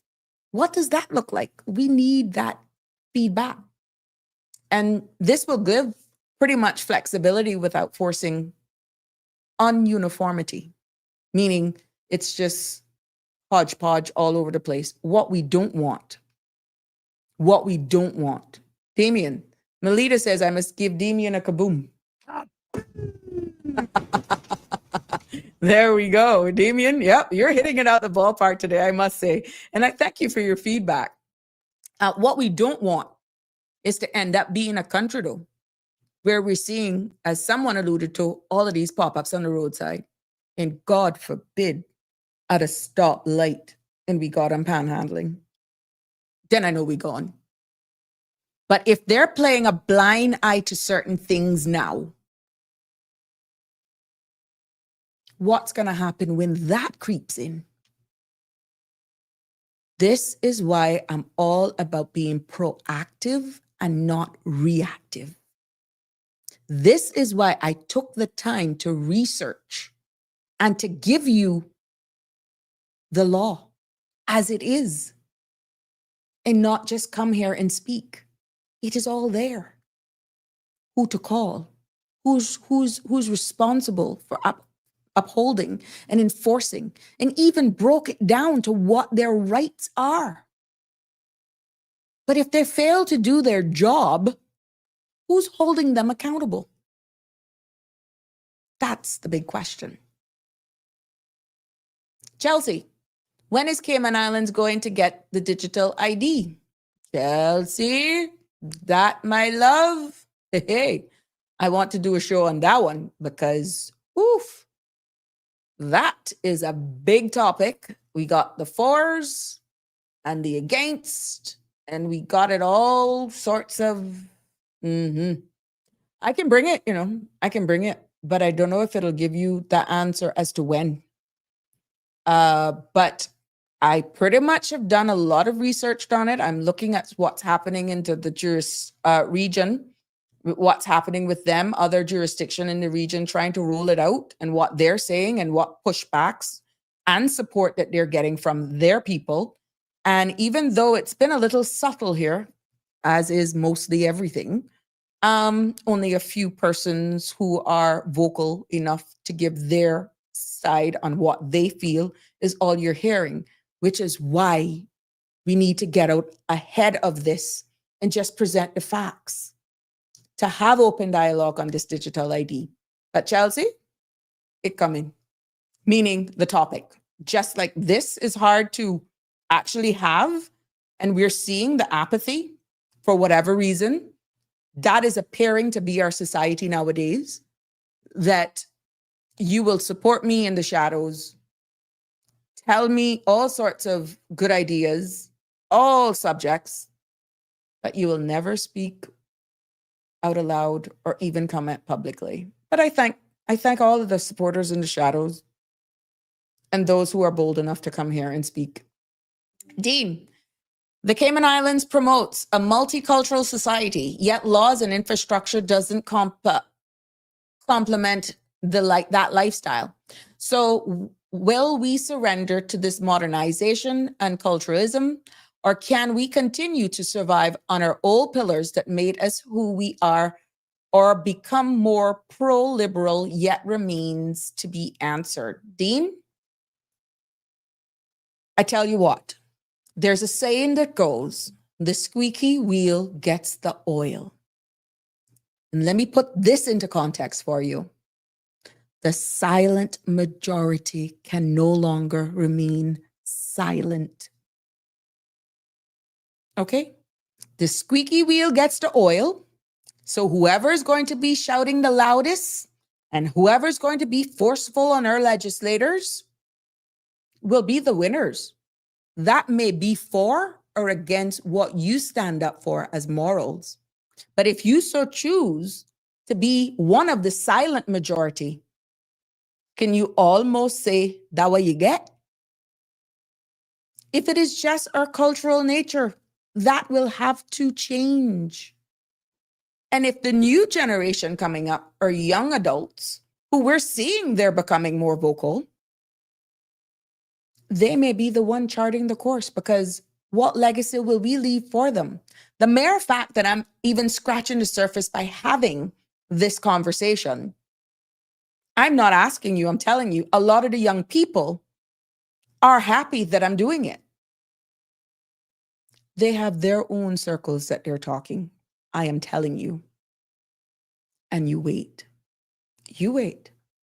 You will see the power of the youth. So we might as well just have it here, sensitize ourselves, educate ourselves, because the longer we remain in the shadows, what may actually present itself in the light that could impact your well-being and your quality of life, because you remain to be one of the silent majority, may not be too pleased with the results. Miss Rose, We have more nomination churches than grocery stores in Cayman Islands, all different kinds of churches in Cayman. Years ago, we could choose the 1-2 churches to attend to this island, and it is a mess with, well, they have a lot of churches. I do agree. And they're all NGOs. Damien Charles, your voice and opinions opens critical and logical thinking. I am hoping. Damien, God knows I am hoping. I like you, I like you. You get where I'm going. I like you. Honest to God, I do. The other Damien Charles, yeah, okay. Rose, different religions. We have give everyone on Sabrina chat. Okay. The other Damien Charles, the other Damien Henry. Melita, another issue is we have cruise ships coming on holidays like Christmas, but yet government entities are closed, which means it's really nothing for the tourists to do while they're here. That matter urgently needs attention. I don't even work on those days because it's embarrassing. So that's a vocal person. Thank you for vocalizing your thoughts right there. Chelsea, okay, thank you. I'll be watching. Yeah, man. The digital ID, that's something. I really have the draft script, I got it because I have to draw reference points. I have to get my thoughts so that I can be able to, when I speak, it makes sense and I'm just not flying. And I never know what kind of comments are going to come, who's going to call, and they may be very versed, but or even more versed in that from their perspective. I have to be able to bring a balanced approach because I don't know who's going to call in, Chelsea. So I'm going to be very comfortable when I engage on certain topics in the event that I'm always prepared for either side. What I feel, my opinion in this case, doesn't matter, to be honest, if I want to be fair and balanced and respectful of everyone who participates in this space. Because at the end of the day, I must see it from both sides. So anytime you hear a person's call, persons who contribute, persons who participate in this discussion, you will hear me. I will ask them to slow down, break it down. What do you mean? Like yesterday, what do you mean with 2030? I had to ask the question. It's not like I didn't know. I wanted it to be stated. And when I found the time to educate, even though it was a little bit off topic, but it made sense, I took the time to actually went through all of that. Now, whether that's a topic that's going to come back up, I'm getting more information even after the shows and more reference points to show me another side of why some people are against this whole sustainability thing come 2030 and what that deadline means. So I'm going to educate myself full circle because I have to be comfortable with engaging in the conversation. But that ID one, I could say I'm 3/4 there, Chelsea. But yeah, you got to keep it locked at this space and like, share, and subscribe, follow so that you don't miss an episode. Aha, that was a shameless plug for myself. Damien Charles, the cruise ships, when booking, should let them know that retail stores on Grand Cayman are closed. But Damien, based on what I said, a lot of those stores can open.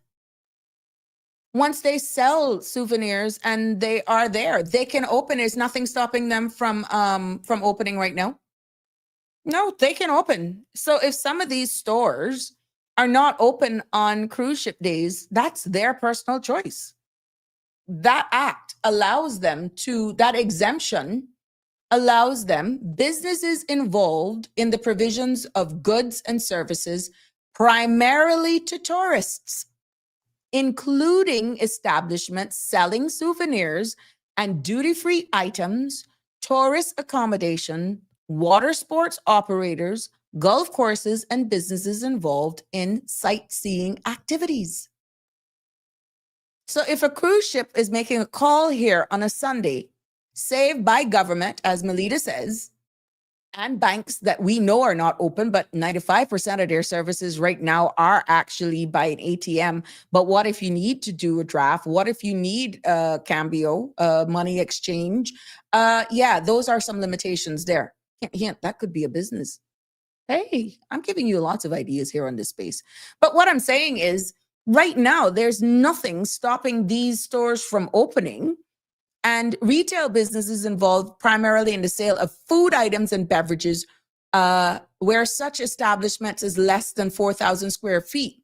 There's a reason why I said that, because if you fall under the duty-free items, tourist accommodations, water sports, and all that sort of stuff, you're not subjected to the under 4,000 square feet. It's only for those businesses for the sale of food items and beverages where such an establishment.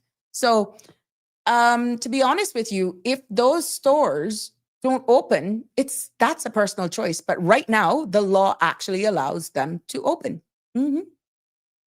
Yeah. So, Damien, if they're closed, that's a retailer's choice. But there's nothing stopping them right now. Not all, but some of them open. Yeah, Melita. So it's a choice. And even the artisans, if some of those artisans wants to open, that's totally up to them, because they're making handcraft goods, souvenirs. That's totally up to them whether or not they want to open. So it's quite interesting. Like I said, we are almost there based on all of those things that are outlined. So when you're looking at, these zones that we could possibly consider, the importance of having the conversations, inviting you in to participate, and who then would be your messenger for this? These representatives of your MPs. I can't call them district councils because the Constitution is not, it is what it is. But they're representatives of your MPs or whatever you have, or your MPs themselves. And then you look then at even worker protections. No one should actually be forced to work on a Sunday. And this is why it's important that you have a statement of working conditions and that you make that clear from the entry of a contract. When you enter a contract and you get your statement of working conditions, hoping that it aligns and making sure that it aligns with the department of the DLP and the labor laws. But no one should be forced to work on Sundays. But that depends on the contract that you sign as well. And any legislative changes must guarantee, these are some of the worker protections that could be considered. I'm not telling you this is law, but changes should guarantee voluntary Sunday shifts with no penalty of choosing rest over working.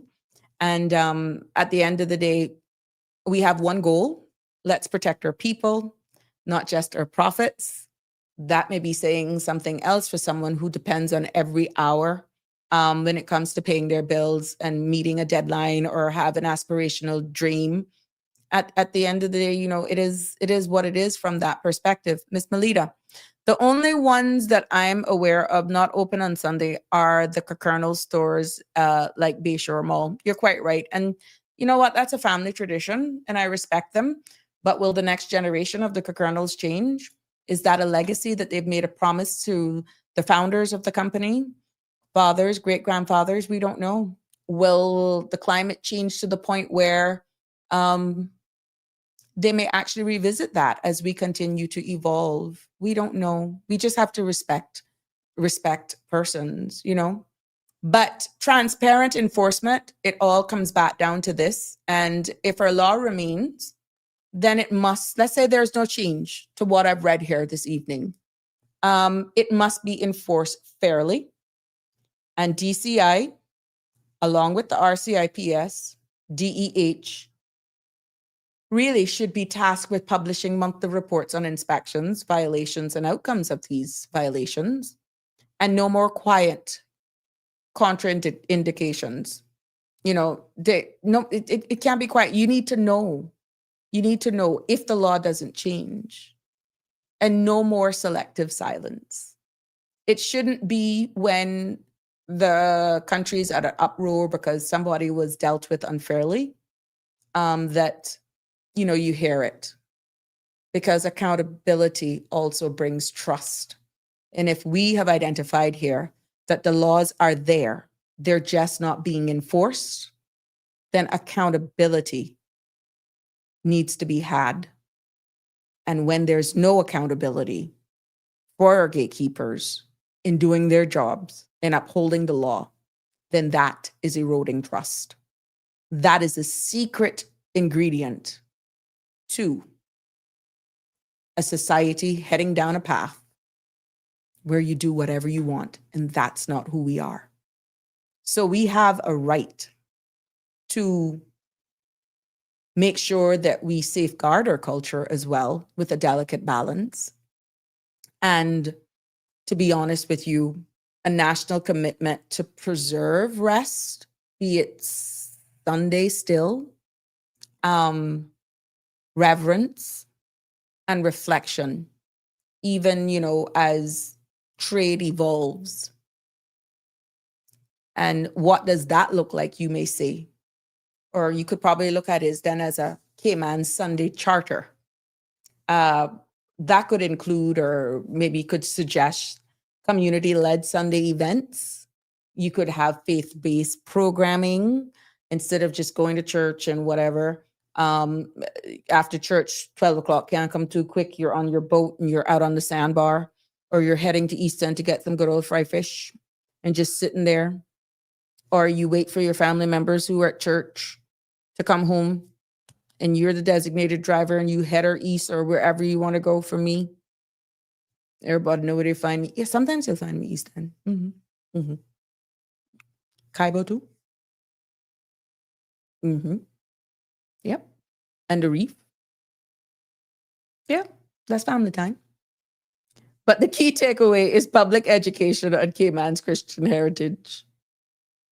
That is that, because when you look at culture, a delicate balance or Christian principles isn't just what we protect. It is what we live. And we're saying we don't have a culture. We do. We just need to be a little bit more vocal. And I cringe when I hear that, because some of the same people that are making those statements are a part of the silent majority. And they have a lot to say, but they're not saying it in the right spaces. No. So I have been pleading for your participation to really get to understand exactly. And thank you for all of you who are commenting and making your statements. But I want to leave it out there asking, would you support Sunday trade if it came with protections and respect? This is what I'm throwing out there now. Or even, what does that look like with balance, being fair and balance? What would that look like to you? If there was some tweaks to Sunday trade, what would be considered? And pretty much if our constitution needs to evolve, to be amended, to be rectified, maybe they can put in district councils, make that clear when they do that amendment. Do we then have the courage to act on it? Is there any political will? The power is in your hands, people. The power is in your hands. Our trajectory is based on you. So it's your voice and it's your values, and where we go really depends on you. And your voice need to be a part of the conversation. But sometimes I feel that you're so silent that it's actually eroding who we are. And it's actually going to be one of the key demise of our future if we don't start speaking more. Because to be honest with you, this isn't just about policy, It's about the people. It's about being fair and respectful with the faith and the future we are building together. It can't just be lopsided. And you can point the fingers all you want. Miss Melita, they need to rotate using the terminals when it's slow season, so some of the stores on the other side can make business as well. Melita, I heard some stories around that, child. I'm going to do a little bit of digging on that one. I heard some stories about that because some people come off on the north terminal and don't even know that there's shops down by Kirk's because they only come off on that side and everything goes west. But anything coming to Hogstye Bay, to the Kirk Freeport section, you don't know it exists, but yet we have 2 terminals. We have restroom facilities as well. But I'm hearing there's a reason behind that. I don't know. I don't want to speculate. I will get some information and I'll share it why. I don't know. If you know, please share it, you know. Because they barely get any of the passengers working over to that side. My point. Yeah, there is lots of business down there, like the Harley Davidson. That side that I'm referring to is where the Hard Rock Cafe is, on that side where Paradise was, or the remnants of whatever that structure is, Eden Rock side. Unless they're selling snorkeling or whatever, a lot of the tourists are not seen there. Mind you, sometimes you will see some of the tourists walking back. I guess they then use a taxi then and they go to Smith Cove. But half of the tourists only going west. They're not aware of what's on that side of the terminal. So interesting. Damien Charles, so true. The south terminal is always closed. More. Damien Charles. Yeah, I'm hearing there's a story behind that. Melita Royal Watler Terminal. Hard Rock is now closed also. Yep. And there's a lot down there. It's like a ghost town, to be honest. Even on the best days when we have cruise ships in, because everybody's heading west. The majority of the people are headed west and they don't come that way. So it's interesting. Yeah. It's going to be an interesting showdown, to be honest. This is not a simple issue. I must really, and some of the comments shared here this evening, you know, it's a hot potato. It's a topic that people are scared to, or there's just so much for them to absorb. Is it easier then for those gatekeepers who are responsible for upholding our laws than to play a blind eye if it's okay? You do say nothing, I do say nothing. But then if that's the case, remove the law. This is not a simple issue. I get it. It touches our churches. It touches our businesses, our families, and even our own identity, you know. I get it. But I also know this one thing, that we are a thoughtful people, and you can push us so far. And then eventually you get enough. And despite all of that, we still remain principled. But you got to talk. This silence is not helping anybody. But you know what? I want us to keep the conversation going. And if you have further questions or concerns, feel free, 936-8255. WhatsApp me afterwards. Many a nights, oh my God, for the messages that I get after the show. I'm like, where are you guys when I'm live? But I understand some of you are tuning in late and some of you are coming in after the fact. But yeah, but send your questions and your concerns in. But I think the call of action here this evening is to really take into consideration what some of you shared in regards to what is the pulse of the nation, where we want to go. What is your take from a constituency standpoint on as it pertains to Sunday trade? And how can we deal with that, balancing culture, reflecting on people's beliefs, Christianity versus survival, and that sort of stuff. So this is why I really just wanted to bring both sides of it. Yeah. Melita, they pretty up Cardinal Avenue and now what? Millions of dollars out there and it's dead. Yep. Hey, Connie, how are you, my love? How are you? It's so good to see you. Lord, to come to class when school over, you bet. You bet. Well, you gotta scroll back this evening. Very interesting conversation, Dokani. It's in regards to Sunday trade, and we had some very interesting feedbacks. But I know you must have a good reason why. But yes, you did actually catch amen. And I'm hoping that today's episode of Sabrina Speaks did put a spotlight on it, that you've had more clarity. And I'm hoping by all means, each episode you learn and there's a takeaway and from this. And, you know, at the end of the day, everyone has a voice, but we cannot remain silent and expect that, you know, things are going to change. Someone will actually chart our own course if you decide to remain silent. And that's not the way to go. And I will continue to be here to bring up these topics. And let me repeat, I am not giving your elected MPs a free pass.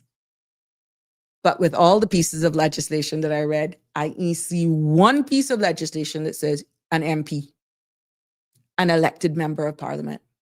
It says DCI, it says Royal Cayman Islands Police Service, it says DEH. They have the power to hold all of these nuances that you have been speaking about in this space accountable. Now, who is going to hold them accountable is where the question lies. Why have they been allowed to play or put a blind eye to some of these persons that are actually in breach of laws? Yeah. So, yeah, it's interesting.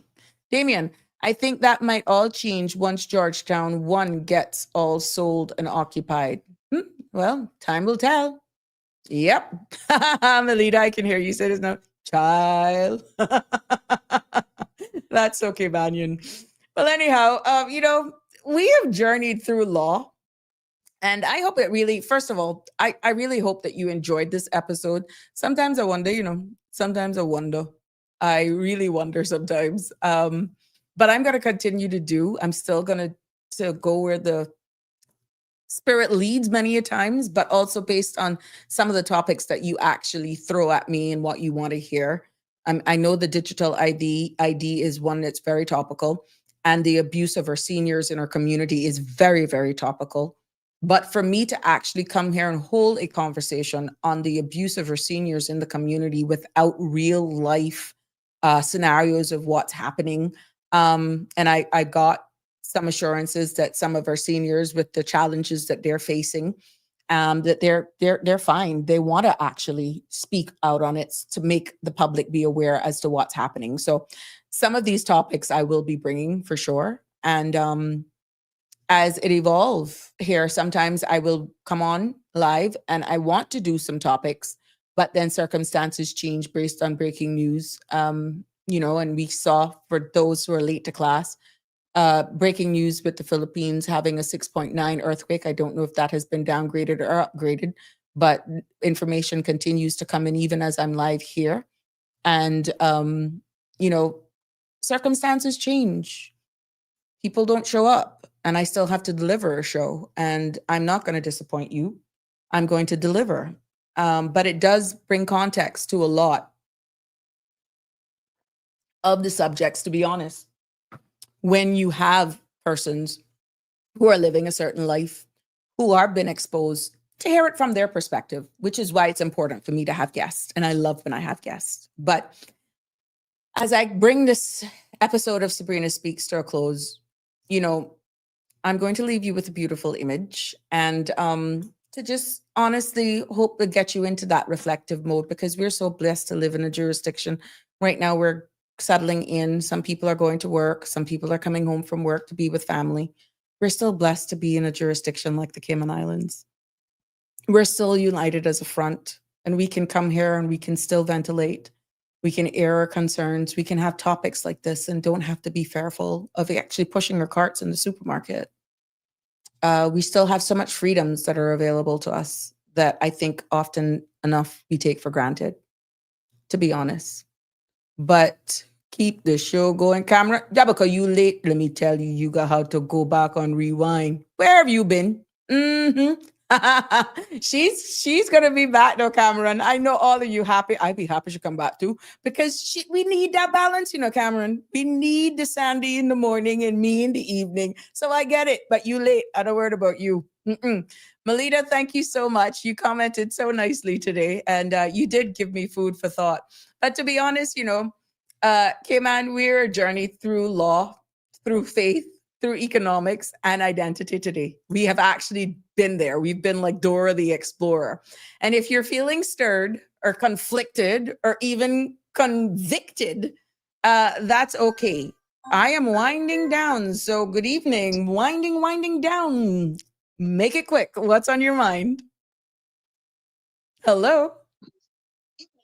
Hello. Hi, I'm winding down. So Yes, I see that. I'm make just it getting quick. to tune in. Good evening. Good I evening. heard that you said something about something pertaining to loud music and stuff. So I'm going to go back Yeah, and you're watch gonna the have to show. watch it because it was really entailed, Yeah. and I read the law, and it's gonna blow Okay. your socks off. It's gonna blow Okay. your socks off. Yeah. Alrighty. I will. You enjoy your evening and God's willing Likewise, my love. tomorrow. Yeah, man. Thank Take you. care. Good night. Bye-bye. Bye. Good Yes. night. Okay. Good night. Yeah, Damien Charles, outstanding for PR fees status should be another topic. That's right up my alley. Of course. Damien Charles, anytime I speak about immigration, I don't want to offend anyone who thinks I'm coming at them. But I am noticing that any topic that I bring up, certain members of parliament get in their feelings. And I'm just going to make it clear here this evening. If there's certain topics that you, the public, want to hear, I am going to bring it up. I am not coming after any elected official. As a matter of fact, if they tune into Sabrina Speaks, they will get ideas. They will realize that I'm for an MP, actually based on educating you, than coming against them. But it speaks a lot about maturity. Yes, their feelings. But outstanding PR fees and status should be another topic. Damien Charles, I would have no problem. And that would come in good with the great immigration reform that we're hearing about. But separate and apart, what does that mean? And that I could probably do that in instead of 2 hours, 1. But based on the feedback and the questions being asked and the appeal system and how it can work and that would be. I wouldn't even need script for that. But yeah, to be very honest, not a problem. You asked for it, I can deliver that. That's not a problem. Chelsea, good night, all. Cameron, yeah. So to be honest with you, as I wrap up, because this isn't just about Sunday trade, this is about who we are and who we're becoming. We say we're a Christian nation. We say that we value rest, reverence, and community, but we also say we want growth, opportunity, and fairness. I heard that just by here this evening. So what happens when those values collide? Do we evolve or do we retreat? Do we face it head on? Or do we remain in the silent majority? That's the big question. Those are the questions. And if our laws no longer reflect our lived reality, because we're saying one thing in law, but we're living something else. If our constitution doesn't protect all faiths equally, if our leaders are too afraid to act for fear of losing votes, then let me ask you something. Are we failing ourselves? Or are we failing the next generation, our children? Because silence may feel safe, but it's not salvation. And tradition without truth is just performance. Performance like on a campaign trail where you fall for charisma instead of facts. I digressed. But we must be brave enough to speak, brave enough to also listen, brave enough to change, not recklessly, but responsibly. So let us stop feeding our own demise by clinging to fear, because that's what we're doing. Fearful of speaking, fearful of voicing your opinion, fearful of just asking the right questions to the right government agency. You're feeding our own demise by clinging to fair. So let us start building Cayman where culture and commerce can coexist, where we just live amongst each other and stop pigeonholing each other based on net worth, based on ethnicity, based on color of your skin, based on political alignment, based on who's friend, based on all of those things, where faith is honored and fairness is lived, not just talked about, where laws reflect not just our past, but definitely our promise. Yes. So thank you for joining me today. Thank you for tolerating me as well. I know I'm missing Sandra, and I know I miss her too. But if this episode has really and honestly moved you, even if you came to class late, let me challenge you to really not let it stop here. Let me challenge you, period. Or maybe it has even made you think and look at it from a different perspective. Talk about it, because the future of Cayman isn't written by the loudest voices, and I heard me say this earlier. It's shaped by the bravest ones. Yeah. Talk about it, because the future of Cayman isn't written by the loudest voice. It's shaped by the bravest. Cameron, what are you saying? You had to walk through the fire to tell us what the hell is like. Welcome back. Oh, you're darn right. And I didn't know. Cameron, honest to God, I didn't know. Damian Henry, the world evolves every day. It's humans that are behind. You are quite right. Cameron, enough of us has been vocal for years, but go ask them individuals who have been outspoken has worked out for them. Not good. I'm living it. But I'm going to stop. And we can't stop, Cameron. We can't. Arthur Carter, back in the day, silence gave consent. That's why we take what we get. But now we're seeing, Arthur, where that's changing.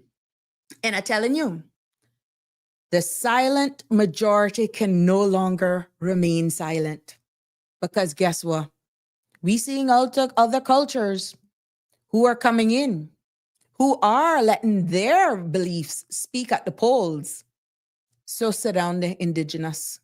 You can change that, and you can make all sort of categorizations of Caymanians all you want in our immigration legislation. You see, when it comes to the polls, that's when you really identify who we are. Cameron says, fear is a question. We know high tolerance for honor for real. Anyhow, let me leave you there. Until next time, please, please, please, please, please stay informed. Don't let anyone take your voice. Stay engaged and stay true to what matters most. And that's you. Love you lots. Until tomorrow, have a fabulous Tuesday evening. That's a wrap for today's edition of Sabrina Speaks. Thank you for tuning in and for being part of the conversation. Remember, the dialogue doesn't stop here. Stay engaged, stay informed, and most importantly, stay empowered. We'll be back tomorrow at 5 p.m., same time, same place, right here on CMR TV and radio, where your voice matters and your truth is heard. Until then, Cayman, take care of yourself and each other. That's it for today's edition of Sabrina Speaks, where your voice matters, your story counts, and your truth is always welcome. Join us weekdays from 5 until 6:30 p.m. right here on CMR TV as we dive into the topics that matter most to you. Catch the show live or on demand at cmrtv.com. And don't forget to follow us on Facebook, YouTube, and Instagram so you never miss a moment. Until next time, stay informed, stay engaged, and always speak your truth.